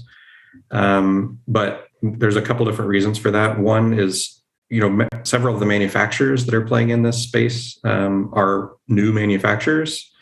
And so it's not that the electric propulsion is the problem, it's that they are an inexperienced bus builder. That's the problem. And most of the issues with those electric buses have had nothing to do with the fact that they're electric. That it's just that the ramps don't work and the door is leaking and, things like that, just because of inexperience on the manufacturing side. The one piece that I would say there has been a lot of growing pains around is the charging. Obviously range is an issue that we know about, right? We know that a bus won't go all day on a single charge, and we have to plan for that. And many other agencies that have had issues with once they've gotten past the bus build issues, the seats and the doors and, the things that have nothing to do with the electrical. The next thing has been the charging that they've had trouble with. We are pursuing, and most of that is, they have one charger. And if that charger goes down, they're out of luck, right? And so we've pursued a myriad strategy here where on the BRT line, there'll be 2 different chargers at that west terminal. So if one goes down, there's always a backup. And then there will be a charger at the Sun Prairie Park and Ride. And then there would be a charger at the Hanson Road facility, Metro. So technically the bus only needs 1 charge per round trip. But in this case, there would be a charger at both ends. So if for some reason the bus misses a charge at one end, it can always charge at the other end. And the other piece is that all 3 of those chargers are in different power jurisdictions. So one is in MG&E territory, one's in Alliant Energy territory, and the other's in Sun Prairie electric territory. And so if one substation goes down, it means only one of those 3 chargers goes down. The other 2 are still up. And then to top all that off, we'll have chargers at the facilities. So, if for some reason all 3 of those on-street chargers are down, we can send the bus back to the barn to recharge more slowly. And then the final piece is we're just getting more of them. So we can afford for a few of them to go down at any given time and send a new one out to replace it. My hope is that as we get more experience and as the equipment gets a little more mature and our mechanics get more experienced with the equipment, that we can get the reliability of those buses up to where a diesel bus is, in which case then we have extra buses that maybe we don't need all 46. Now we only need 40 to run all this service. And we've got some extra buses that we can put into service elsewhere in the city to meet those needs. But that's a laundry list of all the contingency planning we're doing to ensure that this move to electric doesn't impact our service. Because regardless of how clean an electric bus is, if nobody's riding it, it doesn't help, right? So a dirty diesel bus full of people is cleaner than an empty electric bus. And so we need to make sure that this move to electric doesn't impact our service quality. And so but I feel confident that we've made enough contingency plans to ensure that doesn't happen. Thank you. You pointed out the charging infrastructure at the garage and the garage space. Like you got that all covered. Like that's not the federal government is covering the additional cost for the buses, but I guess you also need space to park them. You need more slow charging. Yeah, that is a part of this project as well.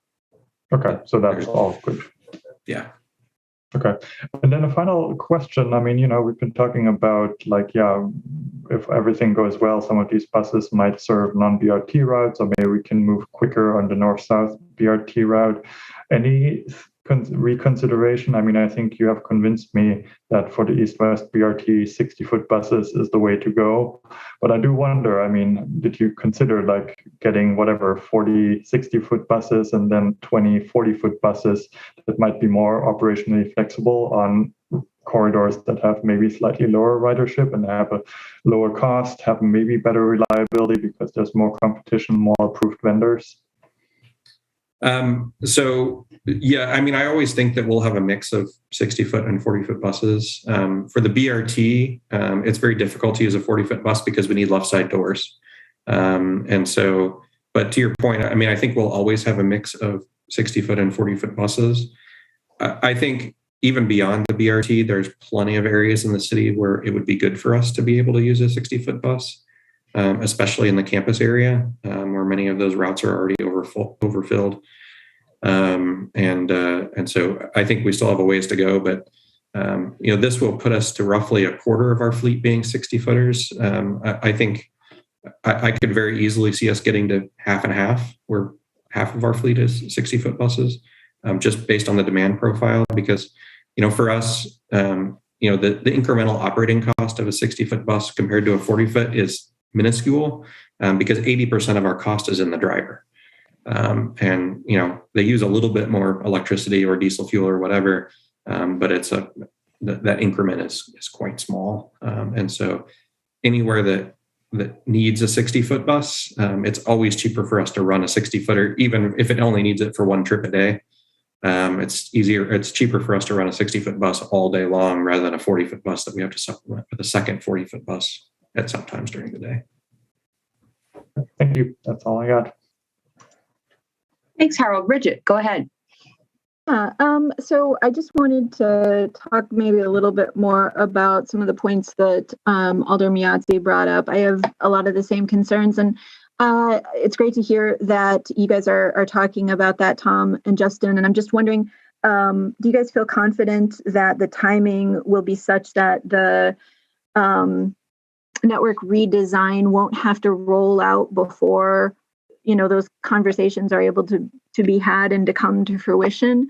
And then my other question is that the environmental justice tools that the EPA has, I'm just wondering if you guys have used those with the FTA work that you've done.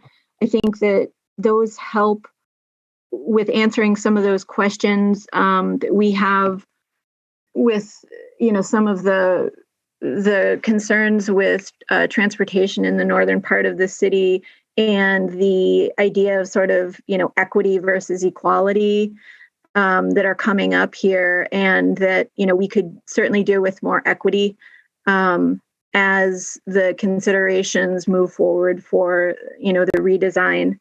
So just wondering if you've used those tools and, or if you've considered using those tools, and if you can give us a little bit more information about the timeline. Sure. So as far as the equity tools, so the FTA has their own set of tools that we go through on their environmental process. And so that certainly has been, we've had to do an entire environmental justice section of report as part of the environmental process, for sure. As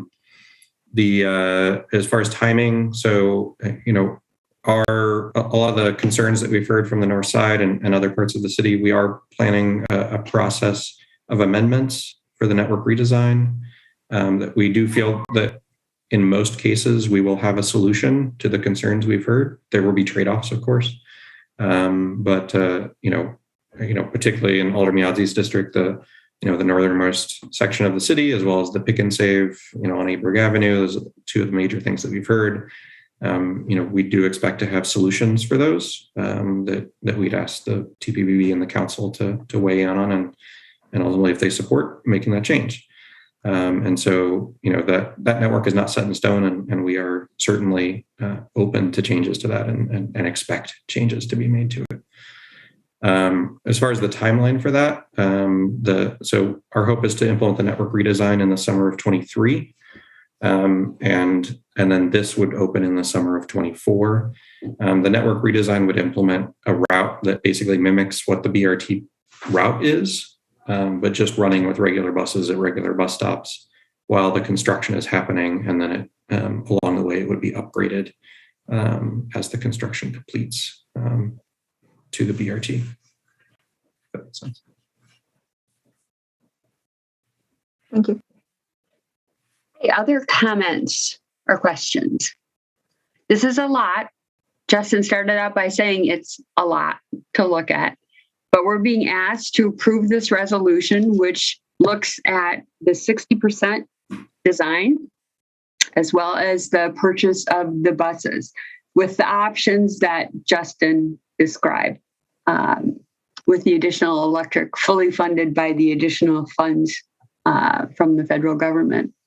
So further discussion, or is anyone willing to make a motion? Bill? I would like to make a motion for approval of the 60% plans and the purchase of the buses.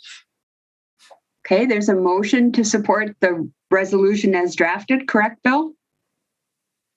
That's correct. Robbie? Yes, second. Okay, so there's a motion and a second. Did you wish to speak to your motion, Bill? Yeah, thanks. I think Justin did a outstanding job presenting the material this evening. And I certainly agree with Harold that there may be some issues with some of the particular movements, but I think even the going through with it, like some of the pedestrian movements and so forth has been addressed very well.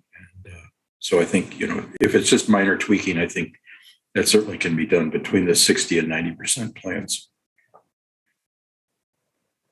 Okay, other comments or questions? Alder Harrington McKinney. Thank you.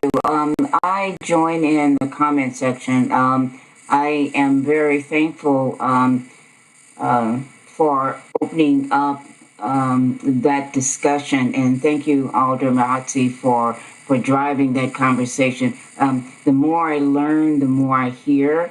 And Justin, I absolutely am very thankful that you talked about the sole source contract. That was very, very important in your presentation because we didn't have to ask about it because Alder Mahatsi asked the question, the why, but you were able to lay that out. And I remember the extensive discussions that we went through as to why this was the sole source contract, and I want to thank you for that. I also am really mindful that as we go through these redesign, that there's still opportunity for changing, and you're incorporating those conversations. And I'm not sure if people are really understanding that. I hope they are, but definitely the more that you are expanding on what's so and what's flexible, I think that would assist in people being more comfortable with the cost and the selection of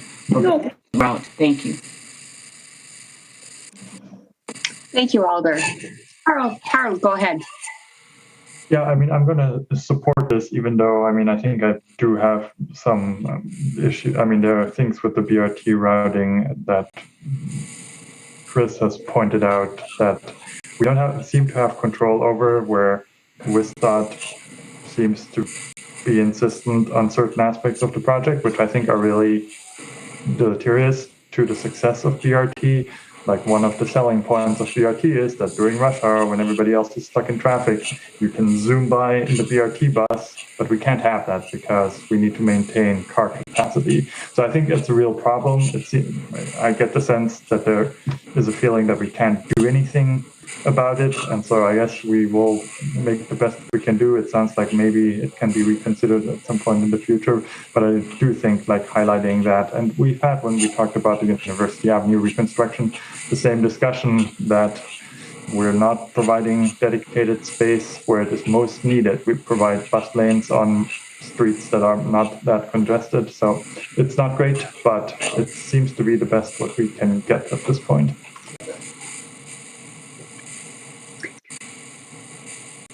Okay, other comments? Alder Biadzi, go ahead. I just wanted to say, to Justin, that thank you so much for having this presentation. And I just wanted to see what was proposed as far as dropping off the marginalized community off at their front door. I want to see that come to fruition. I understand how we got here, but I think the way we got here is how should I say it? When we're trying to do something, when I'm trying to do something, I try to think about who are we affecting and how can we help them? So now seeing all the emails that us alders are getting in about routes being cut and about people not getting to where they want to go. And I just hope that what we all want to come to fruition comes true, because it's hard right now seeing people suffer when we're talking about all these millions that we're trying to get to where we want to get. So I appreciate the presentation. I just hope everything comes to fruition.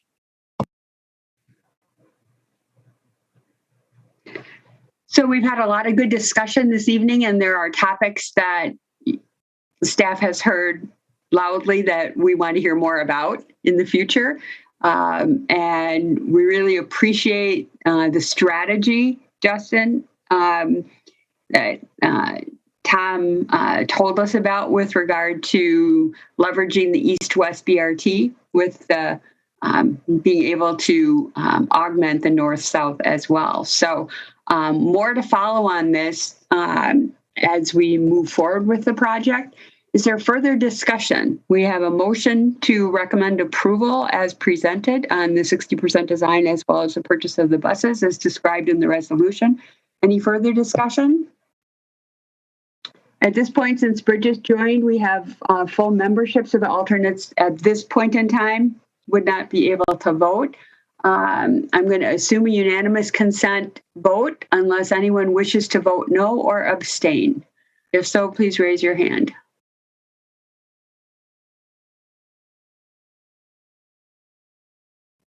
Going to wait a little longer just to make sure on this humongous resolution. Okay, seeing no hands, the motion is carried, and we will look forward. Virtual round of applause, moving forward with a huge project. Thanks so much. And we'll look forward to hearing from you again. And I know, Justin, you'll arrange to talk with Alder Miadzi and Tom further with regard to the North-South. So those Alder Miadzi, those conversations will take place offline, and then we'll look forward to hearing the results of the conversation at a future TC meeting. How does that sound? Good?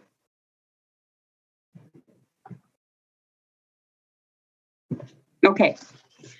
All right. So we will move on to item number 5. So as we have with all of our other items, we will have a presentation from staff, and then my understanding we have a number of registrants who wish to speak this evening. So we'll have the presentation from staff, then we'll hear from the registrants, and then we'll have discussion, which is our normal course. So Jim, I assume that's up to you to make the presentation? That is correct. So thank you, everyone. I'll do a quick screen share. I have a few slides to run through. Some of this will be repeat information from the last time Lake Mendota Drive was before the commission, a little bit of new information. And I'll go over the plan once again and focus more on some of the changes that have been made since the last time we met. So quick rehash, we're looking at Lake Mendota Drive from Baker Ave to the City of Madison limits, where it becomes Village of Shorewood Hills. We currently have 3 construction projects planned in this area, starting in 2022 on the west end, 23 on the east end, and 2024 in the middle. A lot of the decision behind which projects happen when were kind of based on size of the project, including the amount of storm sewer work in particular that would have to occur with each one. So with the approving street geometrics resolution, what we're trying to do is establish a baseline street design for all of Lake Mendota Drive, because each of these projects are connected. We want to make sure we're kind of thinking about all of the street together. So there are a number of changes that we can still make with the detailed design for each project. A number of those items are specifically called out in the resolution. This would be for stormwater treatment features, especially terrace rain gardens, as people either request or decide not to use them. If there are additional traffic calming changes that we're looking to do based on additional neighborhood input, Tree protection will always be important. We'll continue to work with city forestry on those pieces. And then any other adjustments due to grades, topography, and also as we continue to work with our archaeologists on protection of cultural resources out there too. So we're trying to develop a consistent plan that really looks to balance the city's adopted plans and policies with input from the neighborhood and achieving a lot of goals out here. Existing conditions, once again, there for the majority of Lake Mendota Drive, there is no curb and gutter or sidewalk. There's some of the worst areas here where we do have erosion and rutting along the pavement edge. And then in the middle section, we do have a small stretch where we have curb and gutter installed, but the sidewalks are disconnected. On the northeasterly side, there's a chunk where there's just a mid-block piece of sidewalk. And then on the other side, we have about a block of continuous sidewalk that goes around the middle school. So our process so far has included 3 public informational meetings. The first 2 public informational meetings included surveys out to residents to get a little bit more information, and some of those results are attached to this file. We had another meeting with the Spring Harbor Neighborhood Association Ad Hoc Committee to discuss the project, and you've also seen this a couple of times now too, along with the geometrics resolution was at the Board of Public Works last week. So some of the priorities that we've heard from the neighborhood are to really focus on tree protection, really consider the environmental impact of the project, looking at the impervious surface area, salt use, and how that impacts Lake Mendota, as well as the Bell 14, and then trying to make improvements to stormwater quality with the project. There were also a fair number of concerns about traffic and speeding along the project, protection of those cultural resources, as I had mentioned, and then looking to preserve the character of the street as well. So some general concepts with the design. We are narrowing the street considerably. We are proposing sidewalks, as we had discussed last time, with sidewalks on one side on either end and sidewalks on both sides in the middle portion. We put a heavy priority on tree protection, and we're pretty aggressive with doing things like modifying the sidewalk design and adding bump outs to the street. And then, as I mentioned with those bump outs, those help with traffic calming, tree protection, protection of those resources, and also creating some possible rain gardening opportunities. So we are proposing a number of intersection design modifications to create new stormwater treatment opportunities. We have made some changes to the traffic calming measures as well. And we are proposing to install a non-standard curb type with the project. This was the Village of Shorewood Hills standard curb type. It's a little bit more of a slope curb, so it has a little bit more of a rural aesthetic, and that was heavily supported by the neighborhood at the first PIM. Also, as part of the project, we will reduce the speed limit along the street 20 miles per hour. A little bit of information on areas associated with the project currently. There's just shy of 26,000 square yards of impervious surfaces. With our proposed design, that includes sidewalks. We are reducing that down to 24,800, with about 20,000 of that coming from the street and just shy of 5,000 with the proposed sidewalks. So Lake Mendota Drive right of way is about 46,000 square yards. So we're a little bit over half of it is with the paved surfaces. And then in general, this part of the Spring Harbor watershed, which is 3.5 square miles. This is a pretty large area we're considering when we're taking a look at stormwater impacts. So some additional environmental considerations, not specifically related to the project per se, but we've been working on at neighborhood requests. We will install catch basins with the project. Those help collect additional sediment along the street to help pull some of that out before it ends up in the lakes. We will review for suitable locations and where people are interested for impervious sidewalk installations. We are also discussing with a number of other agencies how we can reduce salt use along Lake Mendota Drive. Currently, that is a salt route, so the streets has been salting over the winters, and we are looking to really try to scale that back as much as possible. And then beyond the scope of the project, we have additional educational opportunities on salt use, stormwater treatment on private properties such as rain gardens too. And we did attach a file or kind of a little report on this for the city's approach to stormwater quality with these types of rural to urban projects. Primarily, our concerns right now are the eroding pavement edge, and that sediment carries pollutants into the lakes. And so by stabilizing that with curb and gutter and adding catch basins, we are making some improvements there. And then we are looking to add some other infrastructure with terrace rain gardens and maybe some wider neighborhood rain gardens as well. So with that, I will pull up the plan. I will go over this relatively quickly because we went over this in pretty good detail last time. Up on the northwesterly end, starting near Baker, we are proposing a 24-foot wide street that would allow parking on one side of the street and a bump out through the Laurel Crest intersection down to about 20 feet wide, and varying the sidewalk to avoid trees, with the sidewalk only proposed for the northeasterly side. We did take a look, and I know there have been a number of comments that were submitted to the commission about looking at the sidewalk on the other side of the street. So I had walked this project with city forestry and with the grades and tree conflicts. It definitely fit best on the northeasterly side, on the westerly end of the project. And then on the easterly end of the project, only the northern half of the right of way is in the city of Madison. The southerly half is in the village of Shorewood Hills. So we know that on either end of the project, we have to be on the north side.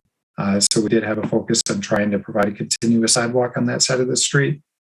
And with some of the concerns from the neighborhood about salt use, that side of the street will generally get more sun during the winter months to help with some icing and melting issues and keeping those sidewalks clear.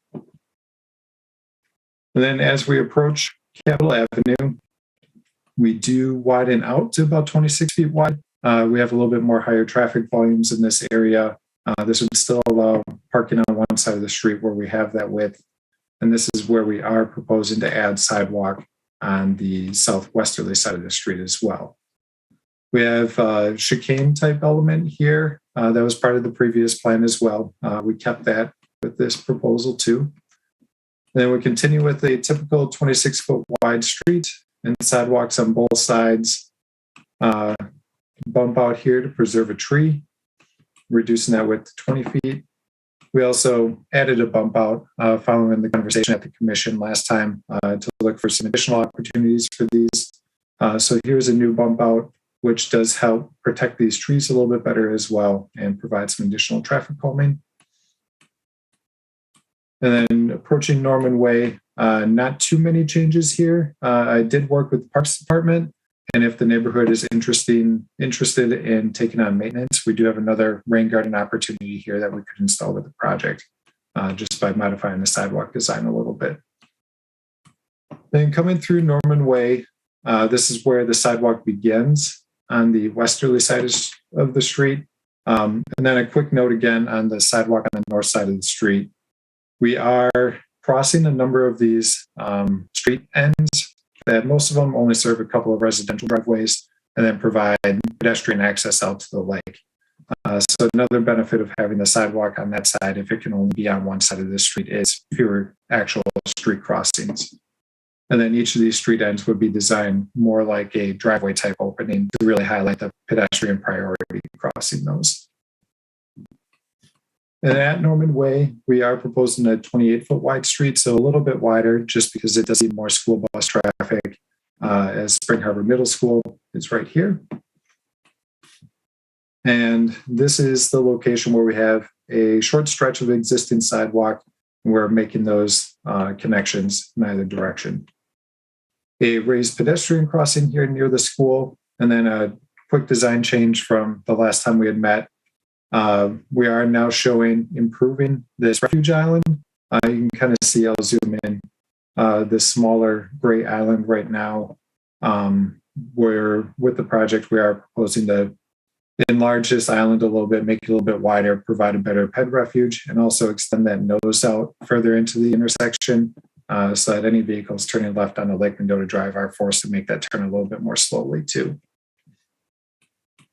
And then heading east, small design modification. We edited the sidewalk area here a little bit to help protect. This is a white pine tree that was shown as a removal on the previous plan, and I worked with city forestry, and we do think we're able to save that.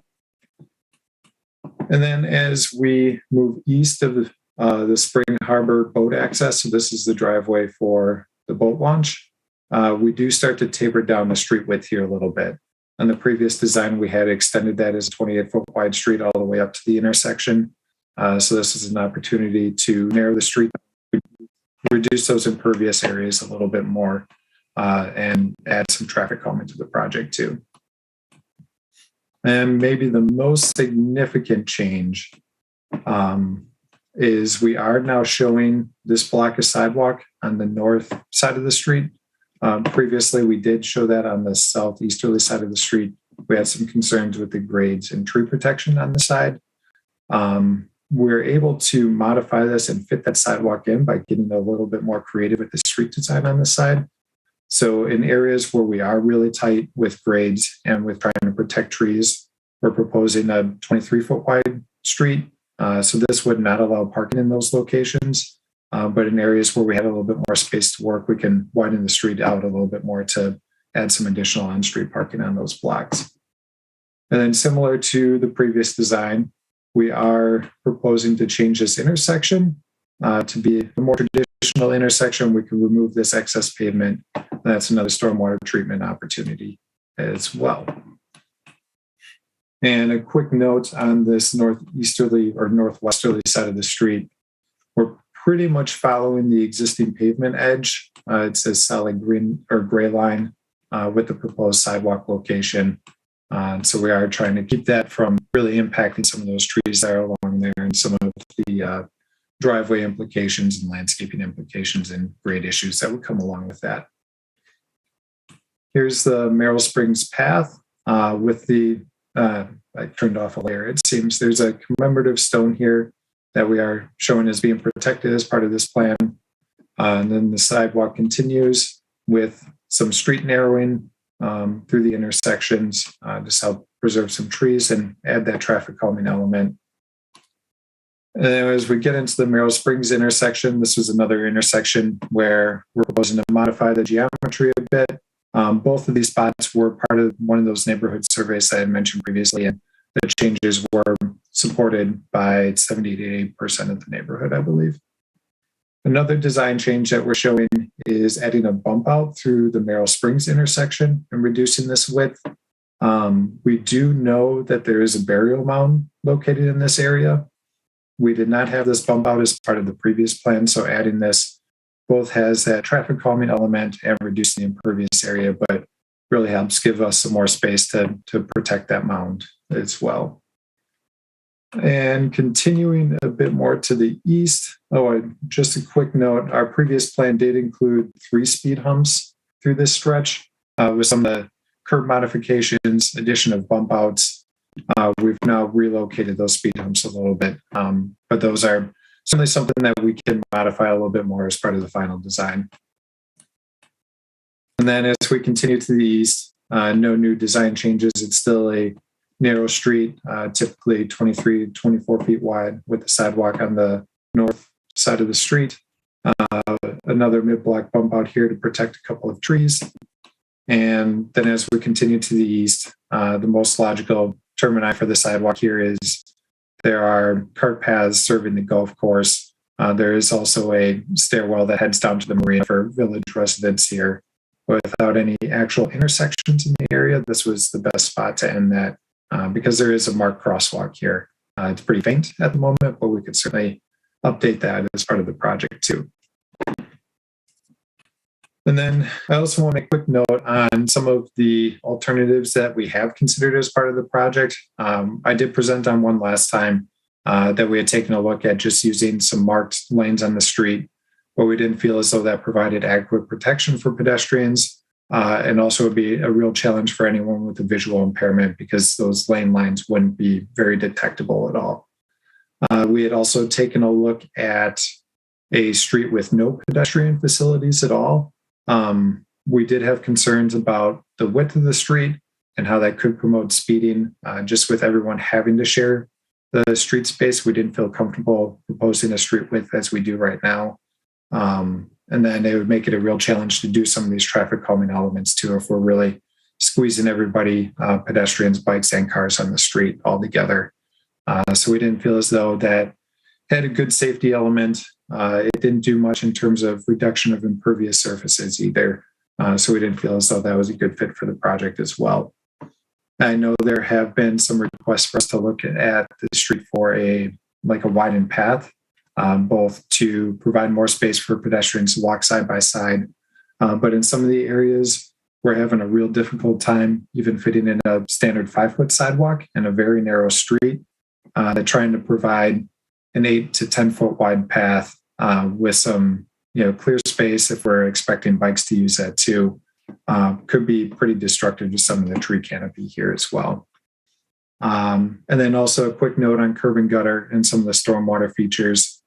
In general, we are proposing curb and gutter on these types of streets as opposed to doing swales or ditches, that to cut in those roadside like stormwater conveyance elements such as a ditch, we'd have to get it to a deep enough spot that it wouldn't be an issue for our road base, and also provide culverts under driveways where we need them.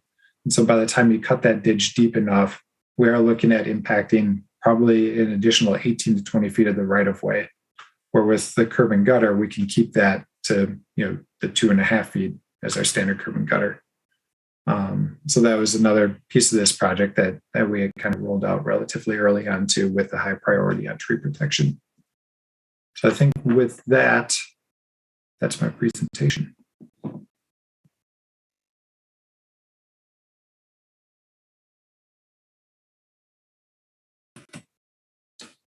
Chair, you're muted.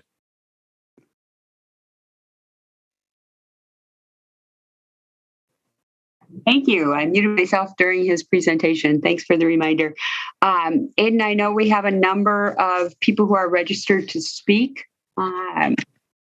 If you, Jim, maybe you could close that for right now so that we can see each other and the people, and then bring it back as we have questions later on, if that works for everybody. So Aiden, do you want to go ahead and start with who we have to speak? Jim, just a second. Go ahead, Jim.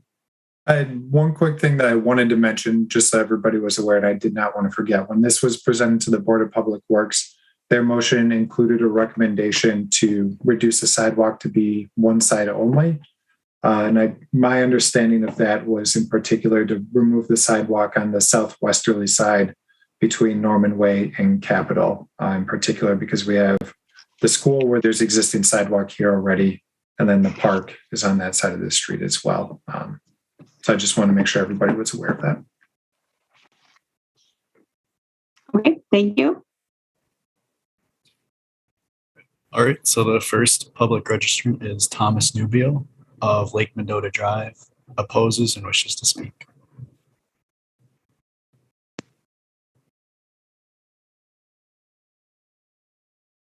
Go ahead. Tom, you are unmuted on our end. Do you have a mute button on your mic?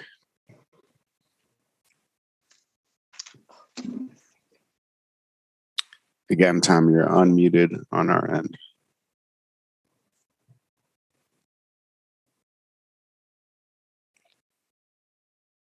I guess we'll go to the next speaker. Tom, you can maybe try exiting, coming back in.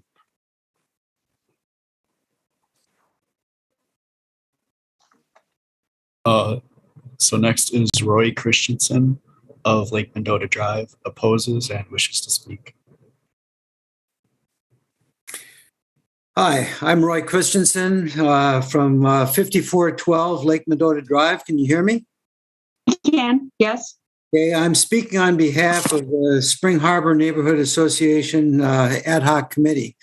We had hoped to have Tom go first because this works better, but apparently technical problems.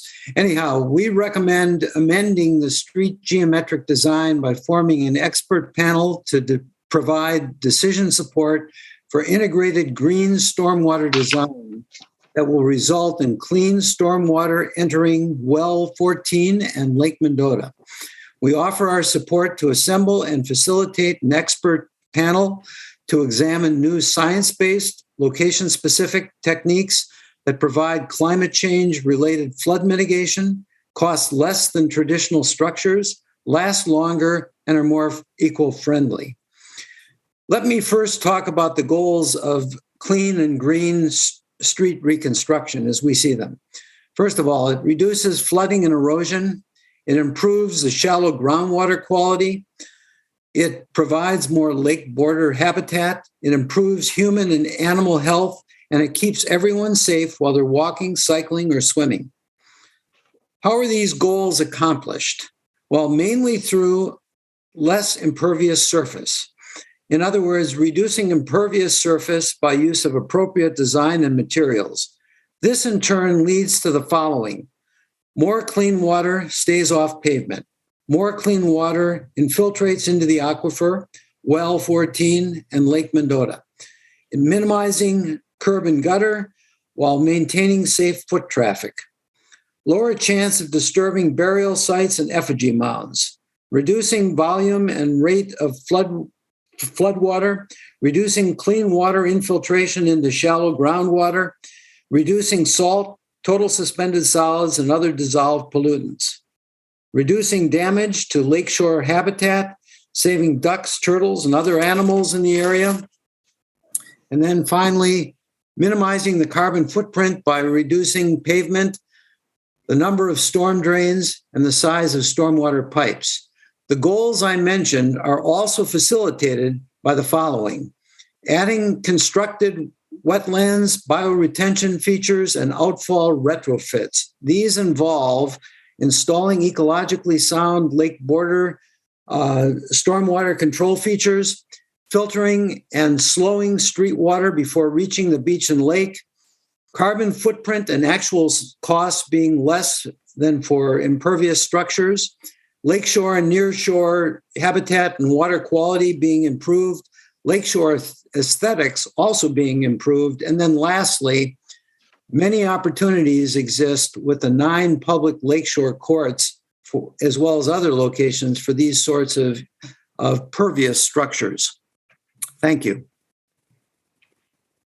Thank you. Does anyone on the commission have a question for the speaker?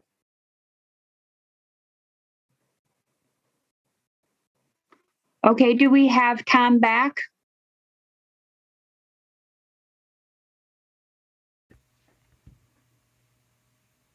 Hello, can you hear me? Yes, we can hear you now. Yes. Okay, sorry for all the technical issues. It happens. So I'm Tom Kanibiel. I'm the chair of the ad hoc committee for the Spring Harbor Neighborhood Association, which is a group of people assigned just to the Lake Mendota reconstruction project. So I just want to communicate a few things quickly here. The plans for this project have evolved quite a bit since the first quarter, and engineering has tried to meet neighborhood concerns and needs. So I want to make clear that even though we don't support the current version of the plan, it's not due to effort. We have asked the city to slow down the design process, and the Neighborhood Association, over 200 residents, have petitioned the city to do just that. We are very concerned that the city has not done an environmental assessment of this project, as we are already experiencing serious problems with water quality in Well 14, Lake Mendota, and the Springs, and it is getting worse, not better. We want a comprehensive plan that shows street geometrics, the environmental impact, and how water will be managed. To make this more real, here's an example of something that bothers the ad hoc committee. Currently, we have a storm outlet right next to the Lake Mendota Public Beach. That makes no sense to us, as storm water is picking up all the pollutants off streets and dumping it into the lake. But there's no plans to tell us that this will be moved because we don't have a water management plans as part of this street project. Technically, the city is not required to do an assessment, and they don't have staff. We would argue that those are reasons, but not good reasons to not do a study, given that people's health, the health of our species that depend on the water quality, the health of living organisms in Lake Mendota and the downstream lakes and rivers are what is at stake. If Lake Mendota Drive is not worthy of a study right next to our largest lake, then where is a study worth doing? We want the transportation community to take responsibility for the environmental impact of this project by realizing that they are stakeholders in their role and as Madison residents. The project will have impact, and this project does provide an opportunity to improve environmental conditions.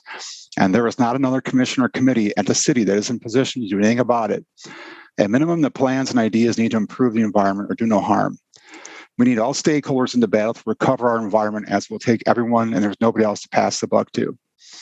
At this point, we are losing the battle with environmental impacts on well 14 Lake Mendota. We need help from this commission. It is imperative the city staff and the neighborhood know the environmental consequences of the Lake Mendota reconstruction project. It has to be measurable and just demonstrable. We believe this will impact street design. So we are asking, again, the Transportation Committee to support the ad hoc committee's request to slow down the project, perform an environmental study, and provide a comprehensive plan for all stakeholders. Thank you very much. Thank you. Does anyone have a question on the committee? On the commission have a question for the speaker? Okay, who's next, Aiden? Next is Jeff Bauer of Minocqua Crescent, opposes, wishes to speak. Thank you. Can you hear me? We can. Okay, great. Well, my Transportation Commission testimony last month examined this project from a general economic perspective and addressed how limited resources were being wasted and why the project must be delayed to allow comprehensive planning with active neighborhood involvement, as the two previous speakers have eloquently noted. Today's comments reflect my background in weather research and medical economics, which includes 8 years teaching health statistics at the University of Wisconsin School of Medicine. The city's insistence on sidewalks for Lake Mendota Drive doesn't make sense from the perspectives of economics or health statistics. In a conventional cost of lives saved model, 50 plus years of actual Lake Mendota Drive data suggest that the long-term risk of a pedestrian being killed by a car on Lake Mendota Drive is close to zero, yielding a close to zero return on investment in sidewalks. Conversely, data from the nearby well 14 indicate that we who drink its water have a relatively high risk of dying prematurely from heart disease, yielding a correspondingly high return on investment for investments in water quality. Clusters of deadly cancers in the neighborhood can also be associated with water from the well. Yet the project before you tonight commits hundreds of thousands of dollars to sidewalks and very little to water quality. To make matters worse, new sidewalks will definitely increase salinity in the well. The city's efforts to characterize sidewalk salt as a minimal problem is ridiculous to residents of Spring Harbor. The only action that makes sense tonight is voting to delay the project and design a shared use road that prioritizes clean water management, respects the parkway's character and historical safety, and protects its rich historical heritage, natural beauty, and value as a destination for recreation. In the process, the city must update its policies on equity because the concept is evolving. Equal access to public services is an enduring foundation of social justice, but it is increasingly eclipsed by attention to the relationships between climate and social welfare. In public policy circles, global warming is emerging as the most dangerous threat to human health. Data show that disadvantaged populations suffer disproportionately from droughts, floods, polluted water, dirty air, dangerous storms, natural disasters, and deforestation. In fact, using minimal tree loss to defend the current Lake Mendota Drive geometry is a misleading argument. The project should be redesigned instead to increase the number of trees because of trees' pivotal role in cleaning up air and water. Accessibility is an equity goal that helps a few people with mobility problems, me included, but the city can enhance the health of thousands by ensuring a shared-use parkway that reduces water pollution and promotes physical activity. The United Nations and the Intergovernmental Panel on Climate Change, IPCC, both declared last month that governments must lead the way starting now by stopping all new activities that add harm to the environment and climate. The city's Lake Mendota project would be a great place for Madison to become a creative leader in this movement. Like our mayor did last week, please start demanding environmental actions that make Madison a healthier place for everyone. Please vote to delay and reformulate this project.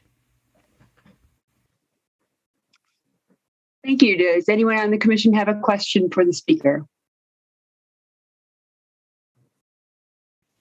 Okay, who do we have next? Next is Herman Felthausen of Merrill Springs Road, opposes and wishes to speak. Hello, this is Herman Felstehausen. I am also a member of the ad hoc planning committee for Lake Mendota Drive and also a longtime volunteer planner for the for the Spring Harbor neighborhood. I'd like to expand on a few points that have already been made about the need for greater attention to water quality in Lake Mendota. We know that for many years, stormwater engineering has been working with the assumption that reducing the impact of road salt infiltration into well 14 was a greater priority than reducing runoff and the contamination going into the lake itself. Those conditions have changed dramatically, and now stormwater runoff and street contamination is probably a greater threat to the lake than it is to the well. So both resources have to be treated as a concern in the design of a new street. And the location of Lake Mendota Drive puts it in a special category. Most of the street is only a couple of 100 feet from the lake shore. That's very unlike any other major street in this part of Madison. So I would suggest that we give more consideration, to the increasing toxicity of street runoff itself. You know that contaminants now consist of more than just road salt.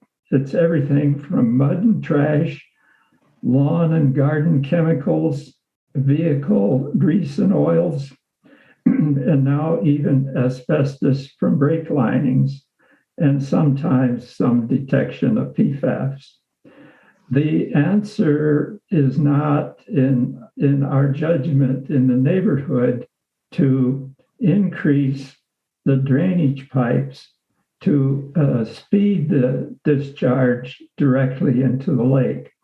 These road contaminants need to be retained on the surface instead of draining them into the lake as the first step. And we know how technology is now readily available for doing this. A number of cities in the United States have pioneered in the development of infiltration, containment, catchment basins, rain gardens, and swales, all kinds of facilities. So I would like to suggest that the best practical and still economical way for the city to incorporate some of these new demands into the stormwater. Time, sir. Can you wrap it up, please? Okay. So I would suggest that your action today include a directive to engineering and stormwater utility that you incorporate. Sir, can you wrap it up, please? That's your time. That you incorporate a continuous network of swales, catchment basins, and rain gardens into the entire length of the Lake Mendota Drive, and that you present a. Thank you, sir. Thank you, sir. Any questions for the speaker from the commission? Okay. Thank you. If I can just say that we do have a lot of speakers here tonight, so we're going to need to really stick with our 3-minute limit so that everybody has an opportunity to share their thoughts. So who do we have next, Aiden? Next is Lisa Reisdorf of Camus Lane, opposes and wishes to speak. Hi. Are you hear me? Yes, we can. Okay. Yes, we can hear you. Here we are again. Okay. It pains me to think that we'll be doing this for the next 2 years, and it saddens me even more that if we hadn't spoke up, probably all the trees and greenery would have been cut down by now. No considerations for the use of Lake Mendota Drive in people's properties, not even mentioned, and the disregard of well water 14 and the lake quality, historical significance, not even a thought of any of this. Is this how the future of our city planning and lakes is going? That isn't right. Look, we want new street surface, and we're okay with new water and sewers. We're not happy with the curbs and gutters and the water control of runoff, obviously. And the street footprint, the materials, walking aspect of this project needs to be done differently because of the unique needs of the area. We've all heard it. This neighborhood is different than any other in the city. Please come out and look at it. I had hope after the Public Works meeting when they were asking the same questions we were about sidewalk necessity and placement, permeable pavements, delay of the project, and significant community opposition. But alas, only one no vote with the suggestion to move sidewalks on one side. I've sent two recent emails, number 22 and number 5 in the Legistar, one with articles on shared street design in Woonarf with 7 pictures and viable alternatives to what is being suggested. Maureen's email slides are equally compelling, number 31. But the other email I sent is calling your attention to the aging process and Alma Metzloff's email. She's 88. That's number 6 in the Legislar, page 75. It actually made me cry when I read it. Now I'm actually worried about my own aging status here. And after hearing similar concerns at Tokay Boulevard and Hammersley Road constituents, I'm truly worried how long I'm going to be able to stay in my own home. Many of us, with 70% of this neighborhood over 50 and 35% of those over 70, these city projects are actually pushing older people out of the comfort and safety of their homes and neighborhood. That is not right.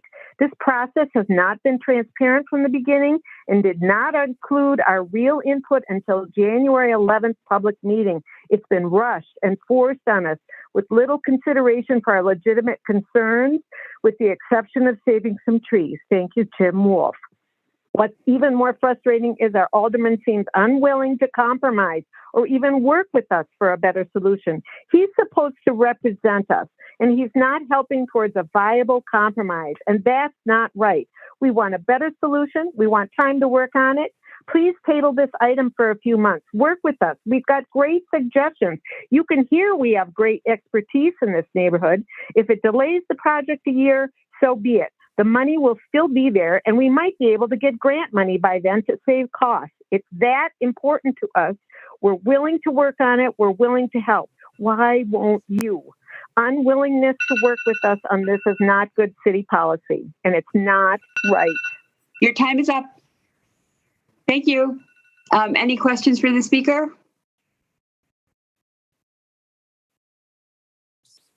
Okay, thank you. Who do we have next, Aiden? Next is David Eberhard of Lake Mendota Drive, opposes and wishes to speak.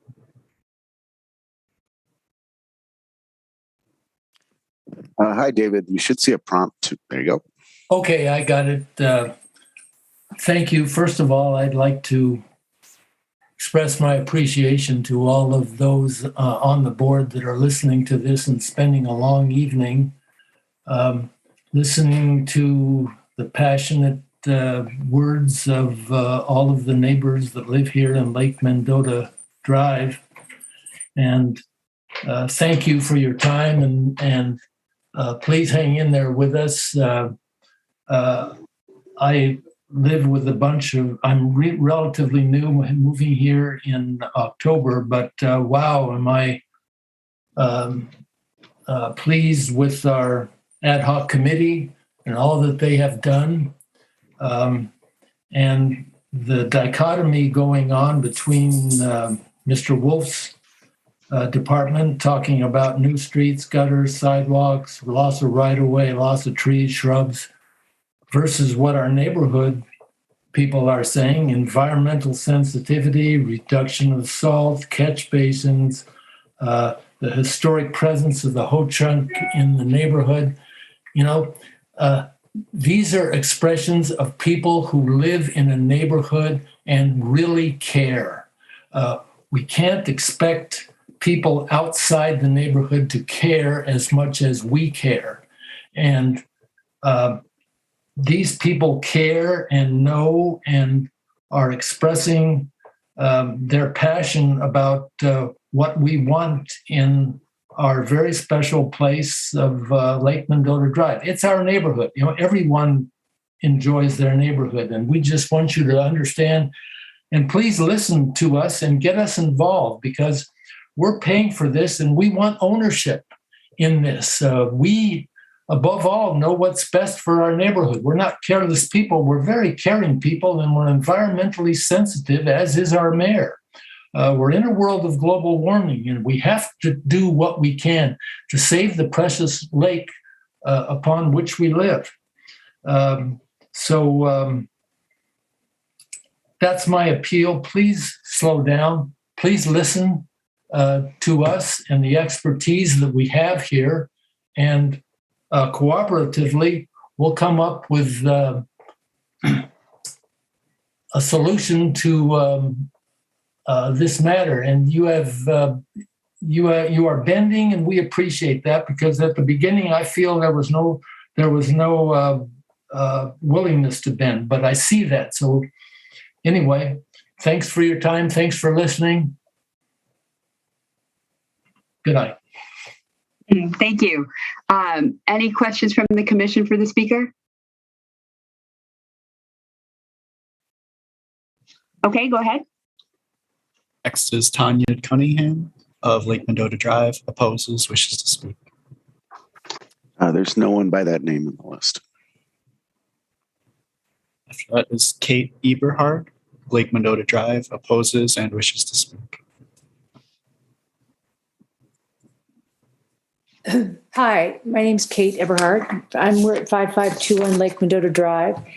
And probably the best thing that I can say is that I agree with all the points that the Spring Harbor Neighborhood Association ad hoc committee made and the amendments.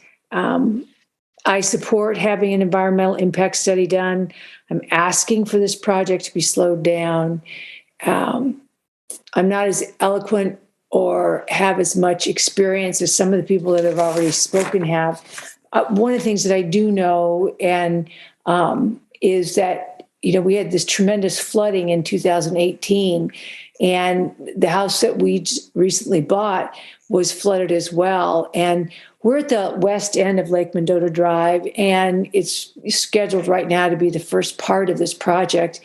And I just feel that this addition of, you know, new roadway and additional sidewalks. And I know that some things are being put in and addressed, but we just need to do more of it. I think the project needs to have a larger scope, you know, to mitigate flooding and to, you know, this used to be a swamp area. And I think that that has to be addressed in this project. And that's where that, you know, the environmental impact studies come from. And we have such a treasure here of Lake Mendota Drive and this gorgeous lake, the well water, you know, the citizens of Madison that live here. And I think that it's an opportunity, you know, to address these things right now. The city, it's a unique opportunity for everyone. So I support having an environmental impact study done. I'm asking for this project to be slowed down. Thank you for all that you do. I realize this is a lot of work for everyone, and that people have gone out of their way to have these citizen meetings, which we just need to keep doing in order to get this done right. Again, thank you so much. Thank you for your work. Thanks for listening tonight. Thank you. Anyone on the commission have a question for the speaker? Okay, thanks. Aiden, who do we have next? Next is Kristen Slack of Lake Mendota Drive, opposes and wishes to speak.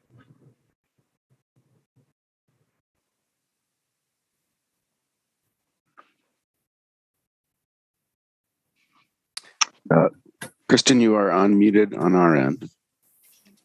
Do you have a mute button on your microphone?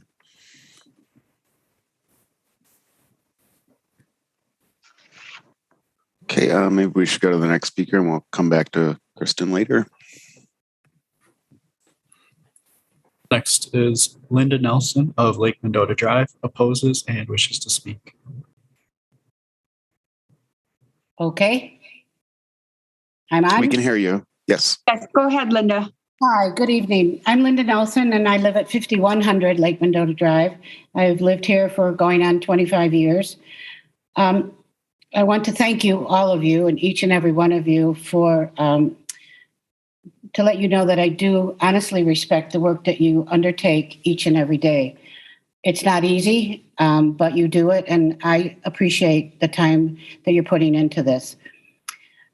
One point I have to let you all know is, I'm not sure if you know, but this area is not an urban neighborhood. We are not a neighborhood for sidewalks. We are not a neighborhood for signs. We are just a pleasure park drive, and that's what we've always been. I ask you to please don't retrofit our neighborhood with sidewalks. Many bicycle and pedestrian plans that I have read about forbid sidewalks. Really. Lake Mendota Drive is not a threat to public safety now, nor has it ever been. We have asked for road improvement, but we have never asked for sidewalks. Adding sidewalks would cut driveways in half and move more cars onto the streets. This may prove actually to be a bigger problem.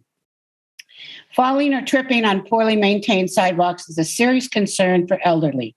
Falls are a leading cause of death from injuries for persons over 65. That could be me. I would ask that you don't take away the character of our street, of our home. Stop this back and forth until you and we can take more time to listen to each other, take a deep breath, slow down. And it would really be nice if some of us could just sit at the table together and discuss solutions in a normal way, sitting down at a table with a cup of coffee and talk about it together. Please don't steamroll our home, our neighborhood, our lives. Give us time to respond to the changes that you want to make. I recently came across an article by Mr. Mordman, a traffic engineer in Holland.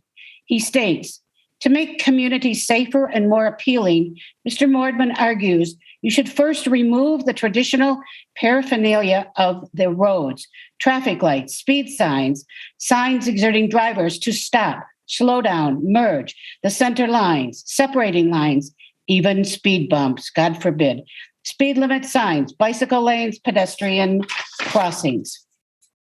In his view, it is only when the road is made more dangerous, when drivers stop looking at signs and start looking at other people, that driving becomes safer. I think we all have some work to do. I know that it'd be nice to sit and talk with you in person rather than on a screen. I'm concerned about the safety connection, supposedly with this road connection. There is not a safety connection to Shorewood, even though Jim said there was. That is on one of the holes for the golf course. And I don't think there's any way that anyone is going to be able to do that. I thank you very much, and I respect what you do, and thank you for giving me time. Thank you. Does anyone have a question for the speaker? Okay, do we have Kristen Slack there? Can we go back to her? It looks like Kristen has left. Hopefully they come back. Okay, could you let us know, Joe, if she comes back? You bet. Okay, thank you. Who do we have next then, Aiden? Next is Robert Nelson of Lake Mendota Drive, opposes and wishes to speak.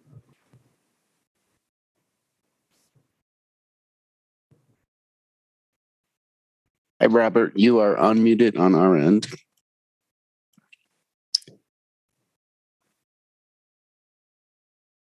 Maybe you have a mute button on your headset or microphone. Hopefully you have the right audio source connected. There's a little caret next to the microphone icon.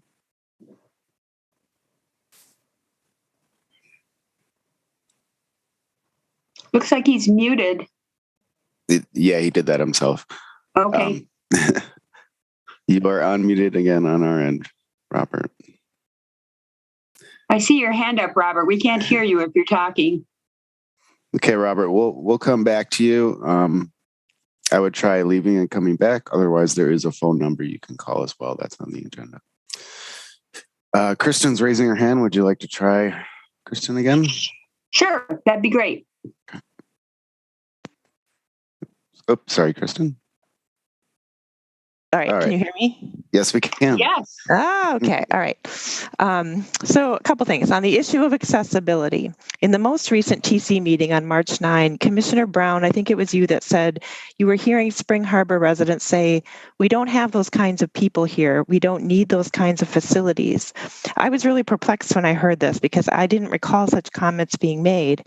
So I rewatched the video and read all the attachments. Nothing of the sort was said. In actuality, this neighborhood had intentionally sought out and provided multiple times to the city and the TC extensive input from now 235 residents who live in Spring Harbor, specifically highlighting the voices of those with mobility limitations, input that was not systematically collected by the city.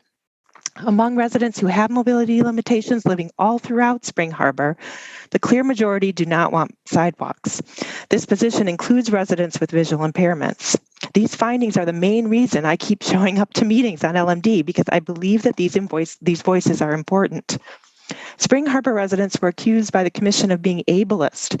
Is it ableist to seek out broad input from neighborhood residents with mobility limitations and treat them as individuals capable of holding many different values at once? Or should we presume that everyone with mobility limitations thinks exactly the same? I don't think it's right to marginalize these residents' voices, and I believe the city should actually be broadly and systematically seeking out such input on every individual project in the context in which each occurs. On the issues of environmental impact, hundreds of residents are telling you that they want more attention to environmental concerns on this project. They're interested in exploring how to meaningfully reduce hardscape and direct stormwater runoff, and how right-of-ways could be used for more green infrastructure to manage stormwater. Their goal is not to keep it for themselves, as this commission has also accused. City staff have repeatedly told us that the project won't contribute that much to well water and lake contamination, but numerous projects across the city that create modest negative impacts collectively create a very large impact and assure the continued deterioration of our water bodies and drinking resources. We have to do more than just try not to do that much damage on each project. You will never get 100% agreement on any project, even within the groups of greatest concern. So what do you do given that reality? The survey the neighborhood did is by far the most extensive, systematic, and inclusive attempt to get resident feedback on this project. When the great majority of residents are telling you that of paramount concern is a solution that helps reverse the contamination of the lake and well, which serves tens of thousands of people, I would hope that the TC would listen and serve as a check on the city to make sure it has a solid plan to address these pressing problems before moving forward. Sidewalks should absolutely be installed where they make the most sense, including on portions of LMD, but there are other means of creating a safe and accessible walking street, and certain areas of LMD are better served by these other strategies. Additionally, the real areas of concern in Spring Harbor for safety, equity, and access aren't even being addressed. If the city and this commission insist that sidewalks trump all other priorities and are nearly always the default, then the environment can never win, and we will continue on our current path of degrading our chain of lakes and the water we drink. To be sure, there are very much safety, access, and equity issues tied to that trajectory. Thank you. Thank you for your comments. Any questions for the speaker?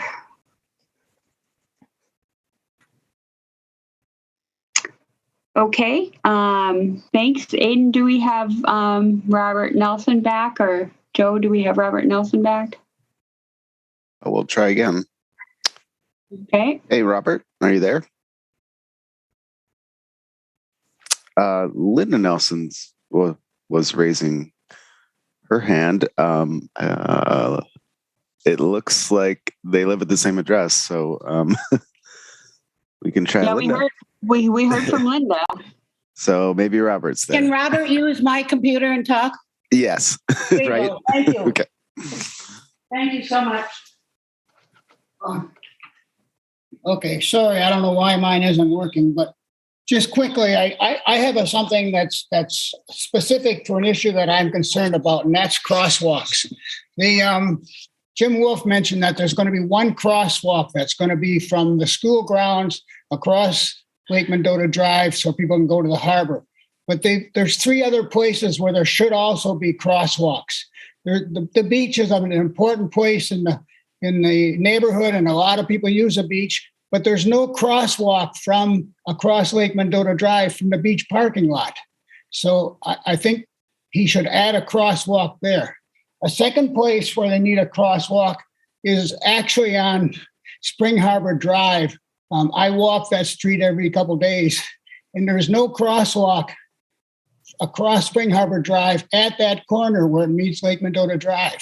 Again, there should be a designated crosswalk on the street. Finally, I live next to the path down to Merrill Springs Park, that small park, and there's no crosswalk from the neighborhood down across Lake Mendota Drive to get to that path. Again, there should be a crosswalk there so that people can safely walk across Lake Mendota Drive. Finally, the other thing I want to mention is I'm very unhappy with Zoom as a public hearing. I think it does not help us very much. I think you may be following the letter of the law, but I think the spirit of the law requires that we actually see each other. We actually relate to what you're saying. We can see what if people are concerned about what we're talking about, we can see other people. And I really wish that we would stop having these Zooms. I can go to a concert. I can go to a play. I can go to a restaurant. I can go to watch a film at the Madison Film Festival. And yet I have to go through Zoom for this. I think it's really a bad sign that Madison is using a Zoom to avoid having actual real public meetings. Thank you. Anyone on the commission? Thank you. Does anyone on the commission have a question for the speaker? Okay, who do we have next? Next is G. Patrice Kennedy of Lake Mendota Drive, opposes and wishes to speak. They were here. Looks like they left. Hopefully they. I think it might be Patrice on the list. Oh, okay. Thank you. There we go. Can you hear me? Yes. I'm speaking to you today as part of a group called Friends of Lake Mendota Drive. I've lived here at 5127 Lake Mendota Drive, across the street from Spring Court, for the last 39 years. And I know that you've put a lot of time into developing your current plan. And although there are many good things about it, I'm concerned about its long-term environmental impact. And I think we can do better. I think of Madison as a very progressive and innovative city. And yet, despite the recent multi-million-dollar reconstruction of University Avenue, our water quality in well number 14 continues to rapidly deteriorate, with rising sodium and chloride levels that are now 3 times higher than the EPA guidelines for salt-restricted diets. As a retired nurse practitioner, I understand what that means for the thousands of residents who use this well. It is imperative that we think outside the box when we embark upon this much-needed reconstruction. The status quo is no longer working for us. I remember when my young children took swimming lessons at the then very crowded Spring Harbor Beach back in the 1980s. Now, when I go to that beach, it's frequently closed and it often sits empty because of concern for contaminants in the water. If we are going to take the time to do an I feel like we should take the time to do an environmental impact study so that we can qualify for federal funds.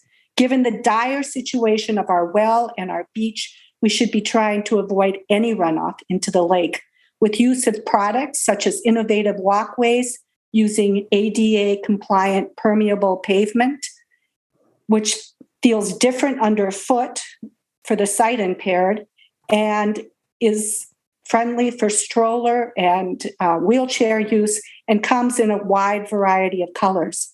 I know what we are asking is taking more of your valuable time, and time means money. And yet, given that this road has never undergone reconstruction in the 39 years I have lived here, is it asking too much to pause now to rethink this project using a more creative and progressive innovation? I think we owe it to our community and to our environment to do so. Thank you for your consideration. Thank you. Anyone on the commission have a question for the speaker? Okay, who do we have next? Next is Angela Young of Lake Mendota Drive, opposes and wishes to speak.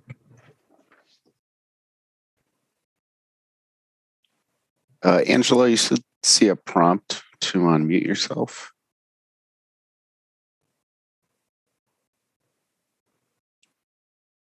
Again, Angela, I can't unmute you. You should see a prompt to unmute, maybe hidden behind a window.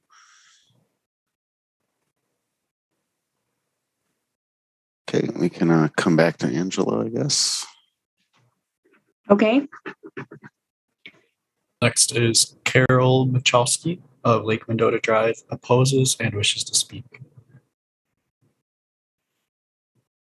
Okay, I think I just unmuted. Did I do that correctly? We can hear you. Okay. Well, I'm Carol Michalski, and I live at 5528 Lake Mendota Drive. First of all, I'd like to say that I agree that there are environmental issues, water control issues, and cultural issues that have not been addressed with this city's current plan. However, I have a huge concern about an issue that is not as lofty as those issues: parking. I apologize that it's a picky issue for me, but I don't know where else to express this or how to get my point to you. A chicane is planned for the 5500 block of Lake Mendota Drive. Along with that, the road is narrowed to 22 feet and parking is taken away on both sides of the street for almost the entire block. If I'm remembering correctly, in the first Zoom presentation, it was stated that there was not a need for much street parking. It was also stated that this observation was made last fall. To get a real feel for the parking needs on this street, observations should be made during the summer months when lots of parking is needed. It was also stated that 40% of the respondents to the survey said parking wasn't a concern. Of course it isn't a concern if you don't live on those blocks. There are 17 homes on the 5500 block, and it looks about like 2 to 3 parking spots will be available.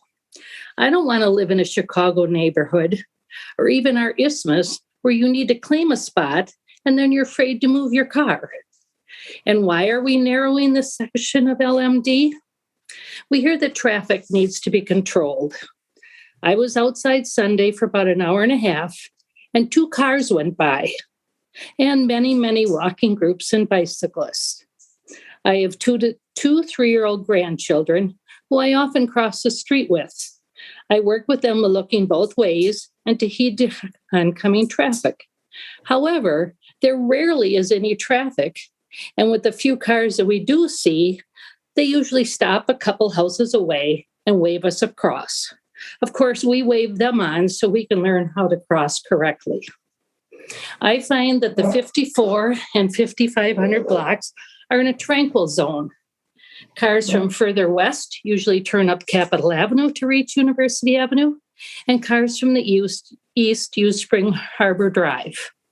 Also, cars from Middleton heading downtown do not funnel into our neighborhood at Capitol Avenue, as there is no green arrow allowing them to turn left onto Capitol Avenue.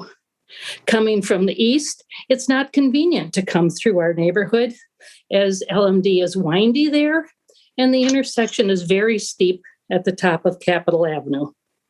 In trying to find solutions to perceived problems, I'm asking the city not to create additional problems and inconveniences for the residents.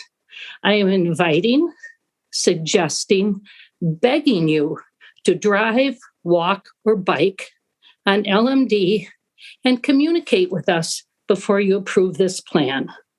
The bottom line is slow this project down so that it can be done right.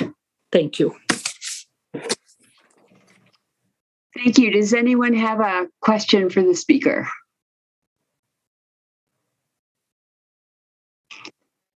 Okay. Do we have Angela back by chance?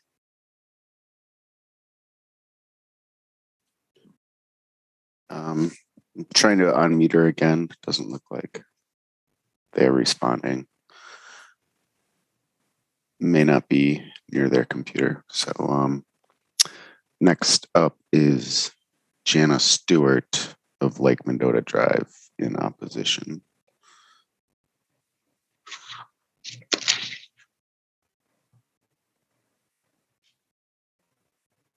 Go ahead. Jana Stewart, are you there?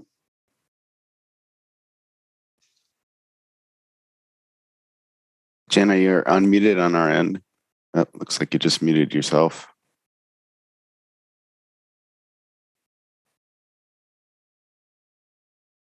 And you're unmuted.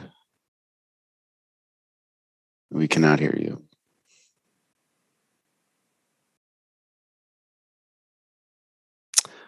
Okay, we'll come back to you.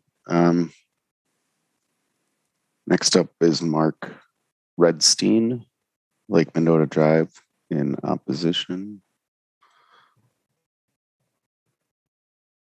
Hi, thank you. I'm Mark Redston, and I'm a lifelong Madisonian and longtime supporter of the mayor and progressive politics in Wisconsin.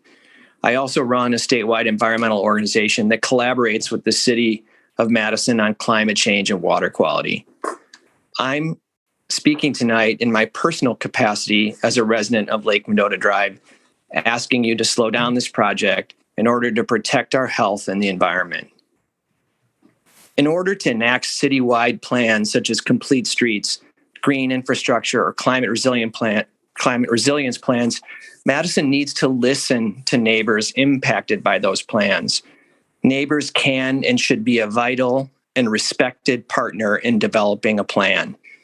For the past 8 years, my organization has been working on installing green infrastructure in Milwaukee, together with neighborhood associations, the City of Milwaukee's Eco Office and Milwaukee Metropolitan Storage District in Milwaukee's Northwest Side neighborhoods.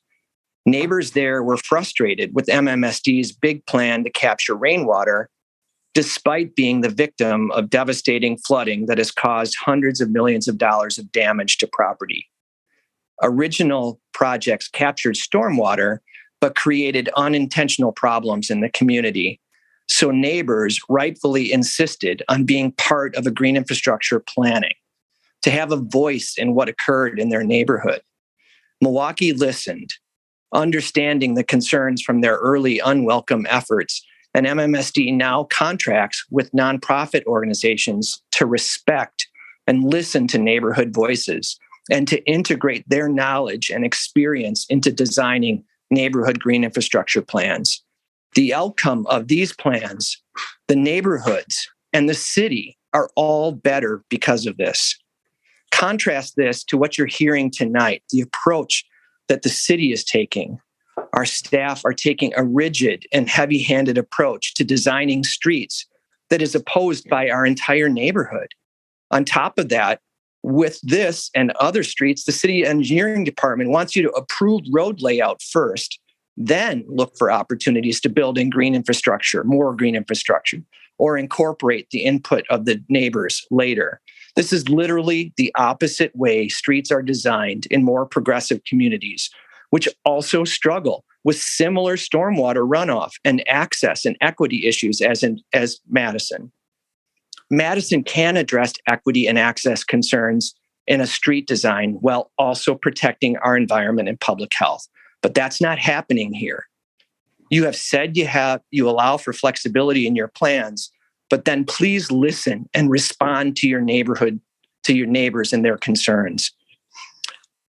Our city points to this public information as a way that they're listening, but at these sessions, city staff robotically reject nearly every meaningful suggestion from the neighborhood and they repeat talking points, and they dismiss concerns about public health and the environment. While there have been minor adjustments to the road design, these are not sessions in which listening actually takes place, and it will not help the city's big plans in the long run. Please listen to the neighborhood. They have great ideas. Thank you. Thank you. Does anyone have a question for the speaker? Okay, seeing no hands. Do we have either Angela or Jana back? We'll try Jana. Can you hear me? Yes, we can. Yes. Oh, great. Thank you. Yes, thank you for the opportunity to speak. My name is Jana Stewart, 5516 Lake Mendota Drive, and I oppose reconstruction plan for Lake Mendota Drive in its current form. The plan needs to be modified to reduce the amount of connected impervious surface and the amount of curb and gutter that is in the current plan. Reduce and slow the flow of water to Lake Mendota, minimize the direct discharge of water and contaminants to Lake Mendota, and save more trees.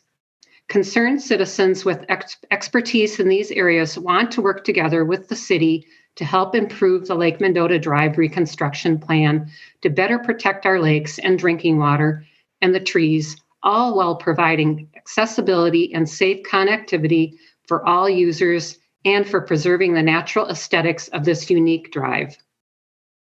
We need a lower impact design that reduces the amount of impervious surface and reduces the amount of curb and gutter that is in the current plan, all while providing the safety and accessibility for pedestrians and other users. Not only do we need to reduce the amount of impervious surface, we need to design it in such a way that it reduces the volume and the rate of floodwater before it reaches the lake. This will allow more clean water to stay off the pavement and make it to Lake Mendota as spring flow and to well number 14 as our drinking water. With the addition of curb and gutter, there will be more directed and faster flow to the lake compared to existing conditions, having a greater negative impact on Lake Mendota water quality. The modest 4% reduction in impervious surface in the city's proposed plan will not be adequate to compensate for this more directed and faster flow. Clean water will help benefit human health, protect our aquatic ecosystem, and provide safe water for all recreational users. We also need to save more trees to help further intercept water, filter pollutants and sediment, and return clean water to our environment. Saving more trees will not only provide more clean water, it will provide cooling, wildlife habitat, and preserve the natural aesthetics of this unique and historic corridor. We also need more than just rain gardens. We need to integrate more features into the plan, such as constructed wetlands, bioretention basins, and swales to help filter, slow, and minimize the water before reaching Lake Mendota. Clean lakes and clean drinking water in Madison are a valuable resource and are vital to the health, diversity, and economics of our community, and we need to make every effort to improve this resource. By improving this reconstruction plan, we can do a better job of protecting these vital resources for our community today and for future generations. Please consider slowing this down and allow expert input to come up with a green street design as requested by the ad hoc committee and many speakers tonight. Thank you. Thank you. Does anyone have a question for the speaker?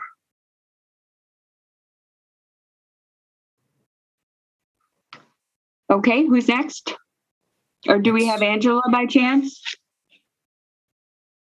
We've tried her twice. Angela, if you can hear us, please raise your hand if you would like us to try again. But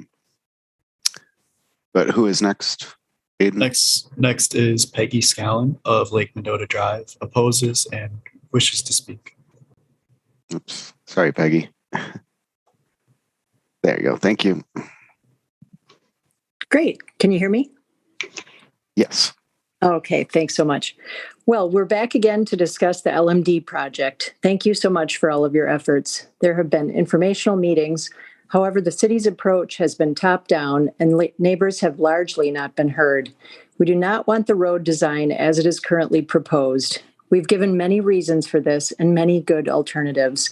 And city staff come back and insist on sidewalks on both sides. Why? Because this is how we do it when we redo streets. But we do not need sidewalks on both sides. Many people walk safely on LMD, and our proximity to the lake and the historical and cultural significance of this parkway should signal that we should not take a cookie-cutter approach. At a minimum, please listen to us and install sidewalks on one side of the street, but not two sides, as is currently proposed from Capitol Avenue to Norman Way. Sidewalks on both sides are not necessary, and the increased paving, salting, and tree loss would make this a devastating choice. We should also have an environmental impact study. We need to be stewards of the lake and the watershed, and the Ho-Chunk should also be involved. There are 25 effigy mounds along LMD, and the city staff have not involved the Ho-Chunk in this project. We should slow down this project so we can do the EIS, collaborate with the Ho-Chunk, and develop better green infrastructure to protect the lake. Why the rush? The last hearing of this project before the TC resulted in some disparaging remarks toward neighbors, but we are asking for you to listen with an open mind. We are concerned for the health of Lake Mendota, the habitat the tree canopy provides, and the health of Well 14. The tree canopy is beautiful and provides a natural sense of repose for all to enjoy. If this project is rushed and the natural environment is not honored, it will be gone for generations, if not forever. Death by 1,000 cuts. I also want to say that Alderman Furman does not represent most neighbors. He has been contemptuous of our voices. He has obfuscated this process, despite what he says about his blog, and he has even gone so far as to use city staff time to go out and remove harmless, informational signs from neighbors' yards that provide links to the neighborhood survey and ways to get involved.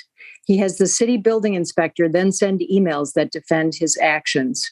But surely the city building inspector has more important things to do than send such emails, especially when other advertising signs are left in place. Alderman Furman does not represent us, and he tries to silence our ideas and our voices. My bottom line requests are twofold. Number one, please slow down the timeline for this project. And number two, but if you won't slow it down, at a minimum, please compromise by putting in sidewalks on one side only, but certainly not installing them on both sides from Capitol Avenue to Norman Way, as is currently proposed. Thank you. Thank you. Anyone have a question for the speaker?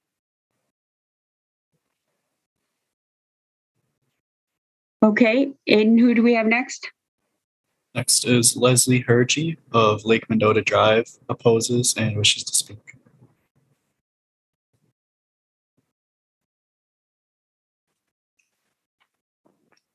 Hi, Leslie. You are unmuted on our end.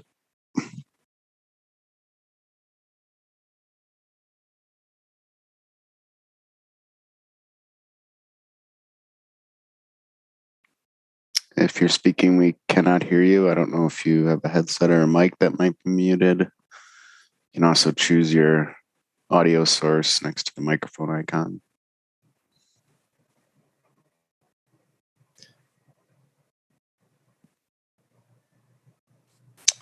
Okay.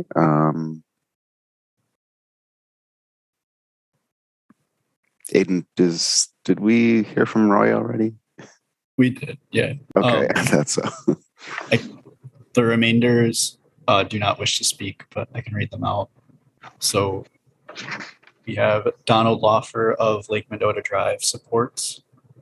David Von Sickle of Lake Mendota Drive opposes. Jim Moncuff of Lake Mendota Drive neither supports nor opposes.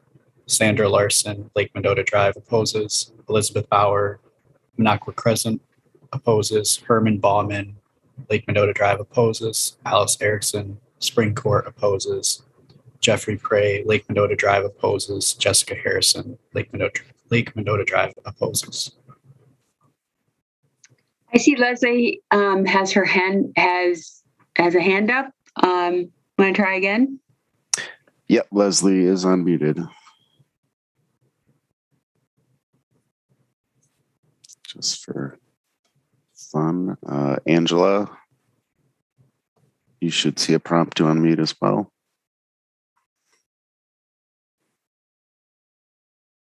Okay, Angela, Angela, I think we can hear you. Are you there, Angela?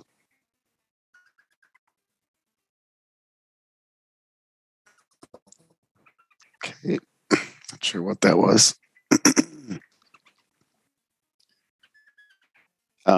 Yeah, that's everyone that wishes to speak, Chair. Leslie, I see your hand up. Can you try speaking again?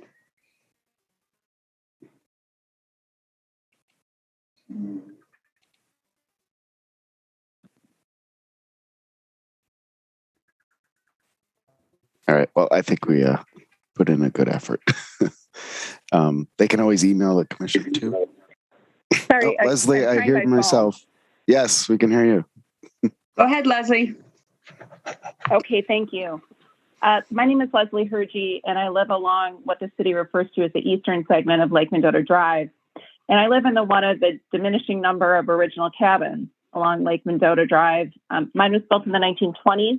It's not on the lake, but it is adjacent both to Merrill Springs Park and Lake Mendota Drive. I'm also a member of the Lake Mendota Drive Ad Hoc Committee, and I'm speaking in that capacity today. As you're aware, over 200 residents requested that the city slow down on the Lake Mendota Drive design planning process. Although the project is slated to be constructed over a 3-year period between 2022 and 2024, you're being asked to approve the entire 1.2 miles of street geometrics tonight. You've heard numerous reasons for public opposition to the plan as designed, including the Ad Hoc Committee's request for an expert panel to address concerns of critical importance, evaluating the potential for less impervious surface, reducing the use of curb and gutters, saving additional historic trees adjacent to Lake Mendota Drive, and incorporating vegetation-based and environmentally sustainable stormwater techniques to improve water quality before it enters Well 14, Spring Harbor Beach, Merrill Springs, and Lake Mendota. A road that's supposed to last for decades should not be designed in 8 weeks with little to no initial community input. We've been playing catch up this entire time. This process has been city-focused as opposed to citizen-focused. The Ad Hoc Committee has recently provided city engineering input on the LMD design. There was one meeting on March 23rd, including a request for an environmental assessment or impact statement, that city engineering flat out rejected that request. During the last Transportation Commission meeting, one of your members at the end said to city engineering, words to the effect, "Can't you just add a few sentences about the environment?" Really, is that all that Madison's community deserves? In light of the climate crisis, the current and future citizens of Madison deserve cutting-edge green solutions on all of its construction projects, but particularly here. Environmental protection should not be an afterthought. Again, what is the rush to approve a project in this environmentally, culturally, and archaeologically sensitive area adjacent to Lake Mendota and contaminated Well 14? For these reasons, we ask that the Transportation Commission not approve the LMD street geometrics as submitted, but amend the geometric design to require the formation of a panel of experts that the Neighborhood Association Committee will help create or recommend to provide environmental design decisional support for the project and to incorporate clean green street construction solutions to the greatest extent possible. Please hear our voices, please understand our passion, and please ensure that this process remains open to all and really listen with open hearts at this point in time. We're not coming here, to prevent the project from being done. We're here to ensure it's done right. Thank you. Thank you. Does anyone have a question for the speaker? Okay. Do we want to try Angela one more time? Angela, can you try unmuting?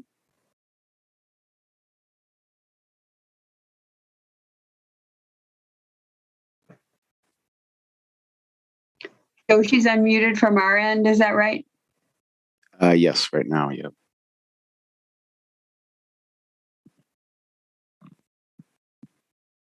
We still can't hear you, Angela.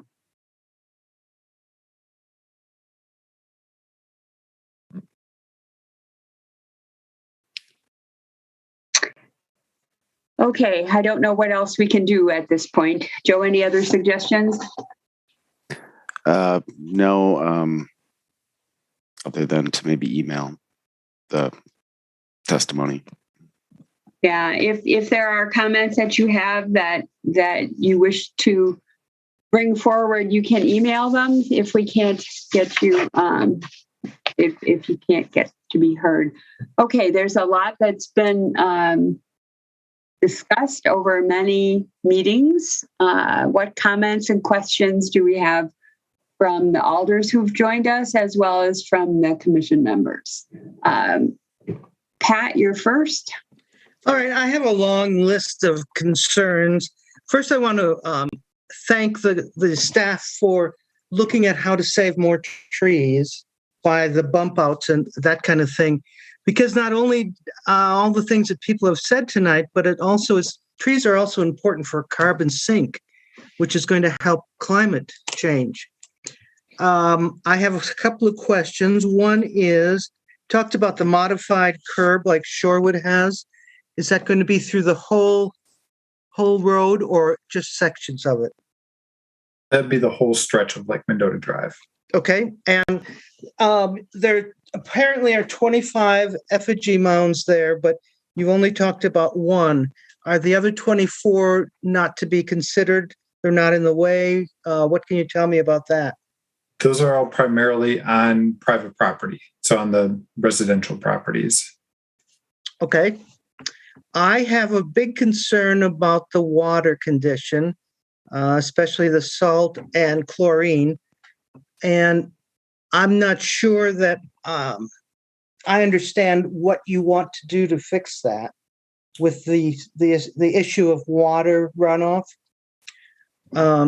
So that's a question that I would like more information about. So when we met with the ad hoc committee, Joe Grande, who's the water quality expert for the water utility, was also there.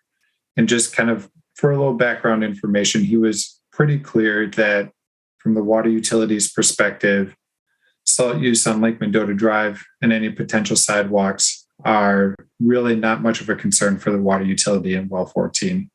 That with an area that is a drainage basin from University Avenue and some other areas that receive such high salt use, that was much lower on their priorities list.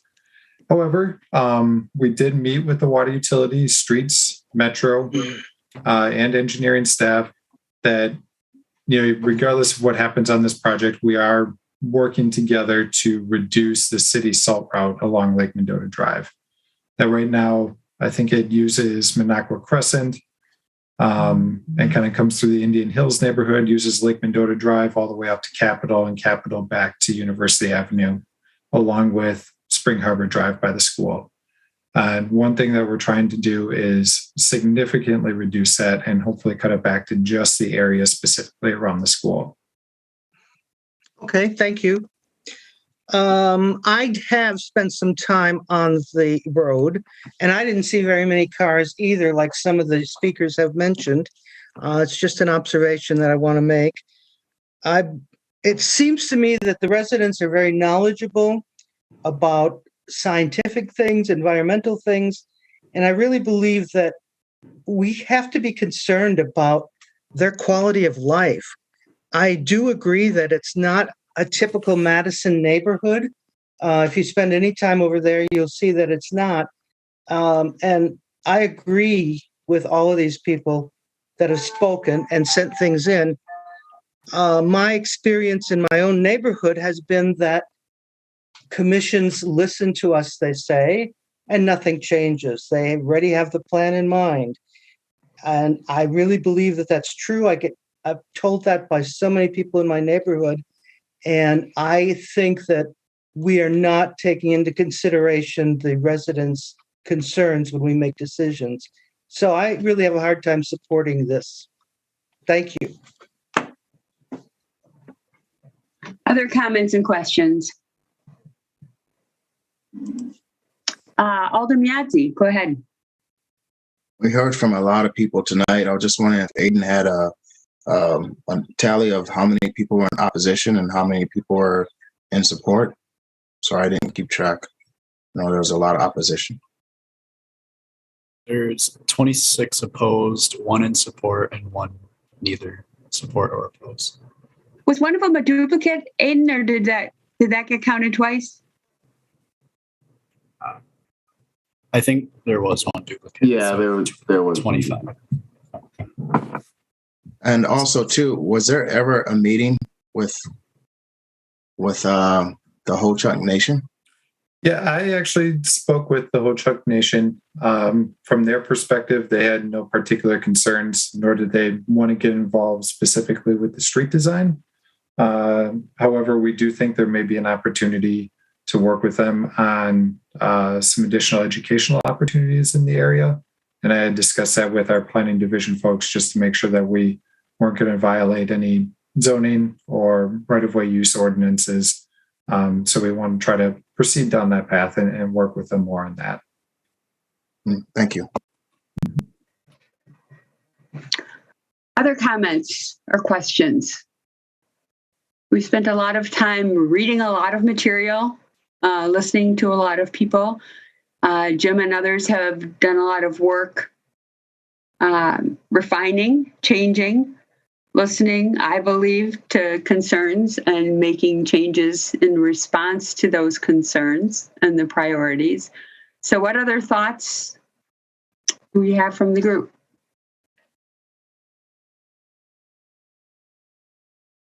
Harold, go ahead. Sorry, I see other people maybe have comments. I was going to make a motion, but I will wait with that. Okay, Bill? Thanks, Ann. Reading the material, there was one of the letters that was sent about making it into a one-way street.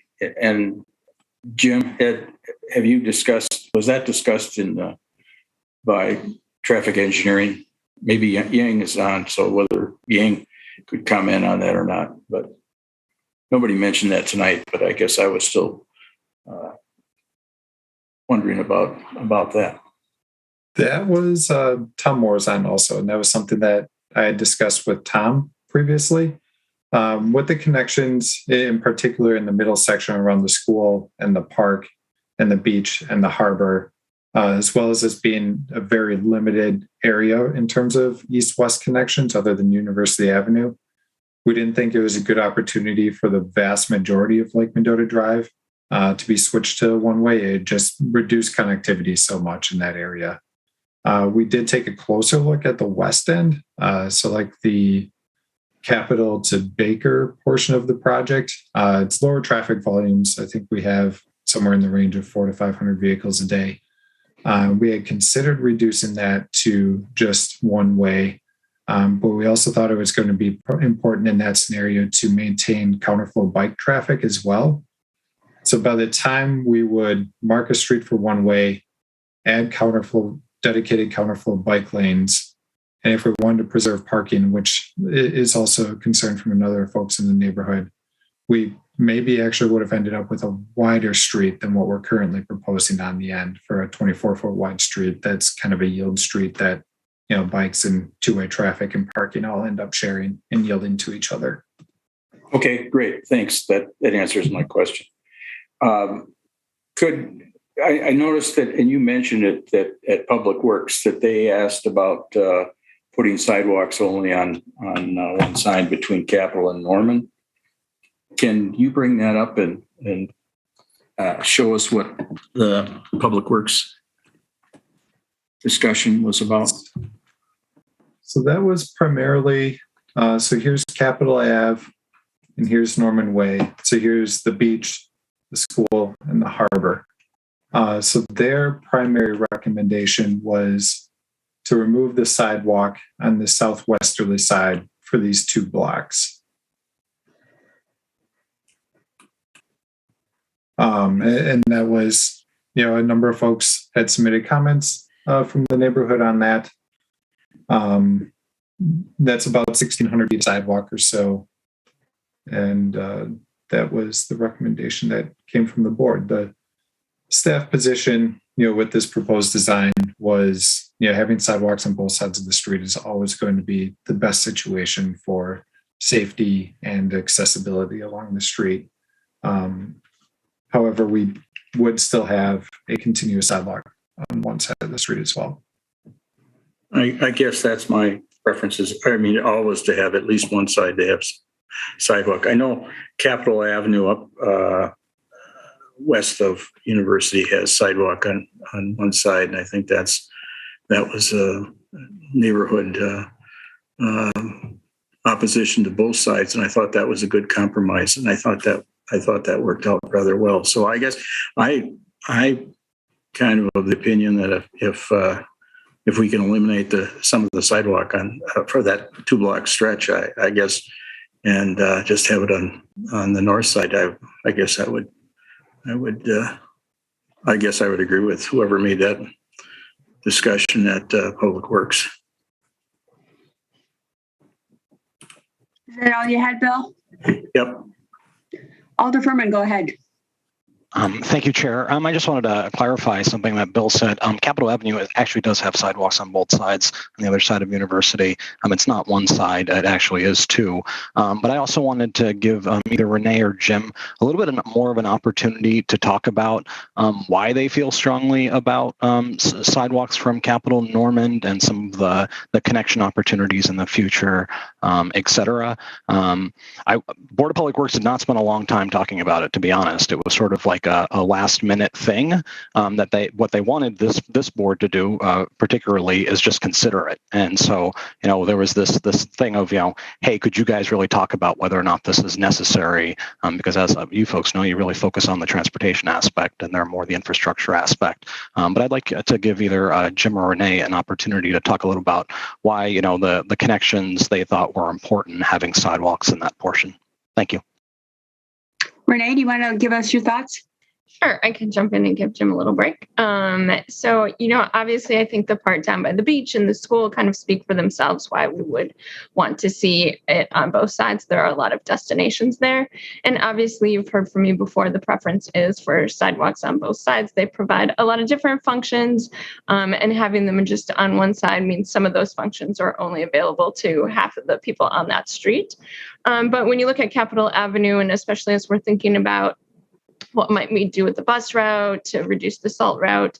That is an area where the school bus is traveling. And so we would expect, particularly if we're making changes to that, more people wanting to walk, more people walking in that area. And Capitol is also, kind of a key entrance and exit from University Avenue for people who are going to University Avenue for one reason or another, be it transit or other reasons. So I think we felt like, that's an area where we could make sidewalk on both sides work. And so we did want to start with that as with the proposal, because we feel like that is kind of an ideal scenario.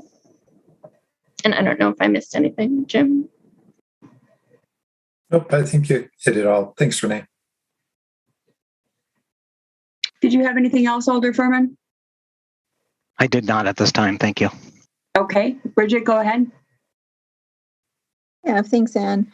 So, I think that Renee gave, good reasons for why we want, sidewalks in certain places along the drive there. And, I think it's important just to remember the purpose for complying with the requirements, such as, putting in sidewalks or other requirements under the Americans with Disabilities Act is ultimately to prevent discrimination. And, what that really means is that, even if some people think that sidewalks aren't necessary or certain accessibility features aren't necessary, it's an accommodation that's really designed to meet the needs of everyone, including, people who need greater accommodations than perhaps you or me or, even hundreds of other people. So I strongly support having, sidewalks to the extent that it's, possible and feasible. Does that mean that there have to be sidewalks on both sides everywhere? I don't think so. And I think, Bill pointed out where it does make sense or could be compromised to only have the sidewalks on one side along the drive there. So just wanted to make that point. Thanks, Ann. Okay, so as proposed, there are sidewalks on both sides proposed in the middle section and just on one side at either end, correct? That is correct. Okay. Harold, go ahead. Yeah, so I was going to make a motion to approve the design as proposed, which means the sidewalks on both sides where it is proposed, and then on the easterly end, the one sidewalk, basically as it is proposed. Okay, there is a motion to approve it as proposed. Robbie? Second. Okay, there's a motion and a second. Harold, did you wish to speak to your motion? Yeah, and I'll try to keep it brief. So I really appreciate hearing from all of the residents of the area who came to the previous meeting, who submitted their comments in written form and showed up again tonight. I really appreciate the work that city staff have done, listening to those comments, making adaptations. And yeah, I think it's really important to have neighborhood input. That does not mean that we do exactly what neighbors want, which is not possible anyway, because I mean, what we hear is often conflicting. Some people say like, oh yeah, the permeable surface, we need to reduce that as much as possible, but we also need to preserve the parking, or we need to keep the sidewalk on one side. And some people use it, some people do not use it. So I think we have city policy that guides our decision-making in these kinds of cases for us as a commission. And so taking the resident input is really important, but we also have to balance it with other needs of people who do not live in the area, with accessibility concerns, and with adopted city policy, which really is ideally every street should have sidewalks on both sides, which does not mean that every street is going to have sidewalks on both sides. In this case, there will be sidewalks on both sides for part of it, one side of sidewalk and other parts of it, because it's balanced out with concerns about runoff and all of that. So I think what we are seeing is already the product of a compromise and listening to concerns and not fully fulfilling them. And people are going to be not happy with the outcome, but that's where we're at. We heard a lot about slowing down the process. Frankly, I'm not sure that would get us anywhere. I think we have received input, we have waited, we have had staff respond. And so at this point, I think slowing down the process is not going to gain us anything. Thank you. Okay, we have a motion and a second. So the motion's on the table. Further discussion. Bill. Sure. I'll offer amendment to that for approval. And with the amendment is to only have sidewalk on the north side between Capitol and Norman. And I'll look for a second. Is there a second on that? And that would be to have sidewalk only on one side between Capitol and Norman. That's correct. Is there a second for that amendment? Alderman Yazzie, is that a second? Yes. Okay, so there's, so we need to vote on the amendment. I would, let's have discussion before we vote. Did you wish to speak further on your motion or your motion for the amendment, Bill? Sure, and that I think is the point is that there is sidewalk only on one side on two portions of the project already, and I think there's an opportunity then to reduce. Again, I think it's a compromise as far as, again, it helps with the less permeability also. But in that 2 blocks, I think that the one side in that stretch would be an acceptable compromise. I mean, I like sidewalk on both sides. I agree with that, but I think with the interest that the neighbors have expressed about the amount of sidewalk, that I think this is an area that we could compromise. Thanks. Harold, go ahead.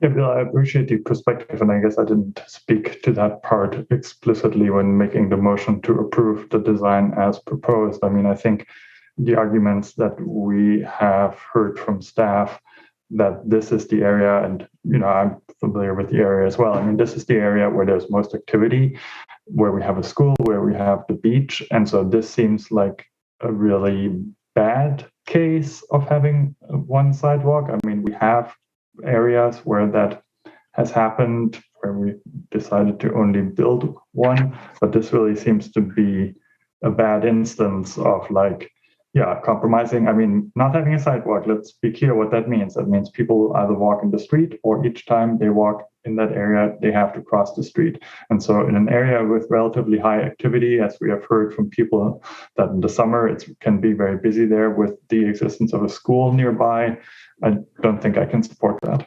Thank you. Okay, further discussion on the amendment. Darren, go ahead. Yeah, thank you. I appreciate the willingness to compromise, but as a pedestrian, somebody who just spent the last week walking with his dad with a walker on sidewalks, I just see the huge problem in cutting off a sidewalk and having to cross the street. And I think what you'd gain in the permeability and the salt use would be negligible compared to the inconvenience and the hazard that you'd place anybody else walking on that on. So I don't see I wouldn't support that if I could vote. Okay, other discussion. I'll take my opportunity to say that I'm a big fan of sidewalks on both sides where there's the activity that supports it. I live in a neighborhood, you've all heard me talk about this before, where there's a busy stretch where there's sidewalk on only one side. It's really, really, really difficult. So I'm not sure whether I'll get to vote tonight, but I support the sidewalk on both sides as proposed. So, Aiden, I think we should do a roll call vote here because I sense there's some in favor and some opposed. So we have Harold, as you can tell, is voting now since Alder Harrington McKinney left. So we have 9 members. So we would need 5 votes to pass the motion for the amendment. Sure. So Alder Miazzi? No. Chris McCahill? No. Denise Jess? No. Bridget Brown? No. Harold Cleaves? No. Patricia Bennett? Yes. Darren Wozniewski? Oh, he doesn't get to vote. Sorry, Darren. Oh, sorry. Thanks, Dad. Bill Bremer? Yes. And Robbie Weber? No. So 2 yeses and 6 noes. Okay, so the amendment fails. So we're back to the original motion to approve. Is there any further discussion? Good thing I study up on Robert's rules, you guys. Chris, go ahead. I'll be quick, but I've been quiet, so I just wanted to echo mostly what Harold said and other folks. I think this is a really good project and a pretty good process too. I mean, we've heard lots of input. Folks have come and shared a lot of thoughts. We've read a lot of comments. I'm sure I'm not the only one that's been emailed by folks about this. I went out and looked at the road. I think the city's been really responsive to everything they could, and I think the outcome is pretty impressive. That's all. Thanks. Thanks, Chris. Robbie, go ahead. Yeah, I'm just going to take my opportunity to say, you never know that you're going to need a sidewalk until you need a sidewalk. I had a friend, and maybe I've told this story before. I know some of you have heard it over beers. I had a friend who didn't understand the value of sidewalks until he broke his leg in the middle of the winter and was on crutches. And he said, now I get it.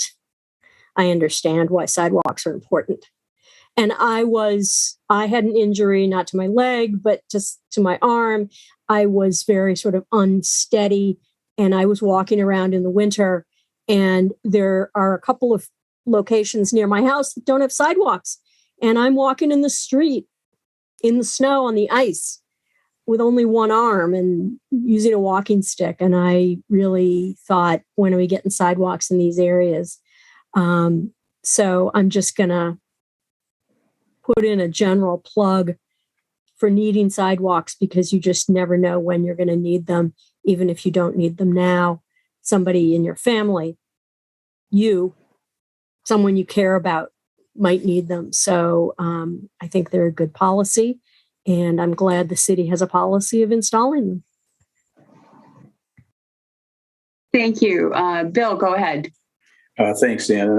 And I guess I just want to take this opportunity to thank Jim and the hard work that he's gone into this. And I really do think that the process has really tried to get public involvement, which it did. But, if they don't agree, we have to accept that. And I think we're trying to look at the overall well-being. And I think I also want to echo what some of my other commissioners have said, is that I'm a firm believer in sidewalks. So I am going to support the project, and because I think it is a good project, and I don't think delaying it any further is going to get any further improvements to the project. Thanks. I think the city has done a great job. Thank you, Bill. Denise, go ahead. Yeah, thanks, Ann. So I think folks know that I'm a very strong supporter of sidewalks, so I don't need to reiterate much more about that. I do want to thank city staff. Some of the concerns that neighbors raised were around water quality issues, and were also around cultural sensitivity regarding the Ho-Chunk. And I want to just extend my gratitude for Jim and your colleagues for reaching out to the Ho-Chunk Nation to be in conversation and to open doors for continued conversation, and for reaching out to the water utility about the safety of both the well and the lake. So I feel like you've also done your due diligence on those issues as well. And I want to note that. So the project, we looked at it back in January or February, has really made some transitions to where it is now. So thank you for that work. Okay, further discussion. Okay, I would just like to add my support for the project. I also believe that staff has done a remarkable job of incorporating feedback and making changes, and at the same time fulfilling the transportation policies and plans and goals that the city has set in place, which we as members of the Transportation Commission, it's our job to make sure that we do that as well. So further comments? If not, Aiden, I think we should do another roll call vote on this as well. Sure. Alder Miazga. And the motion is to, let me just reiterate, the motion is to approve the resolution as proposed. Alder Miazga. Yes. Chris McCahill. Yes. Denise Jess. Yes. Bridget Brown. Yes.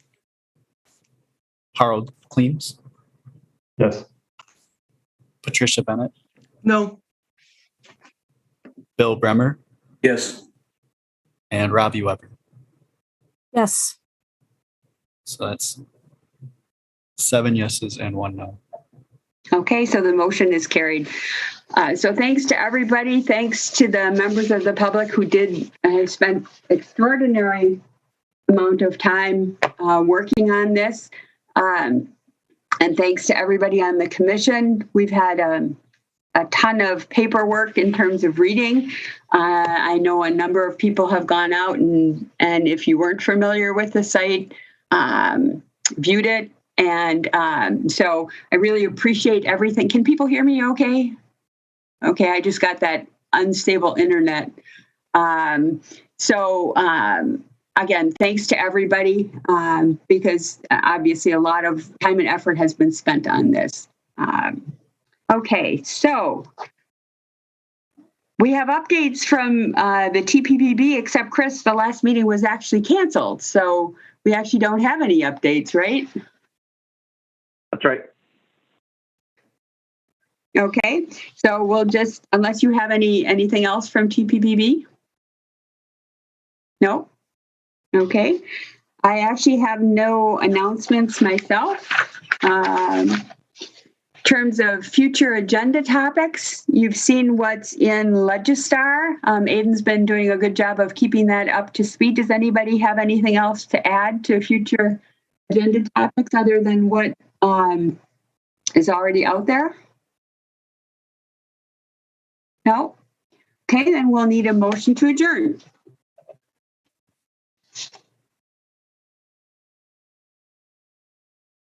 Okay, Robbie and Harold, we have a motion and a second, and it looks like a third and maybe a fourth and a fifth. Okay. I'm going to assume a unanimous, that everyone is in favor of adjourning and that the motion is carried unless anybody wishes to vote no or abstain, which I guess not. And thanks everybody again. Appreciate it.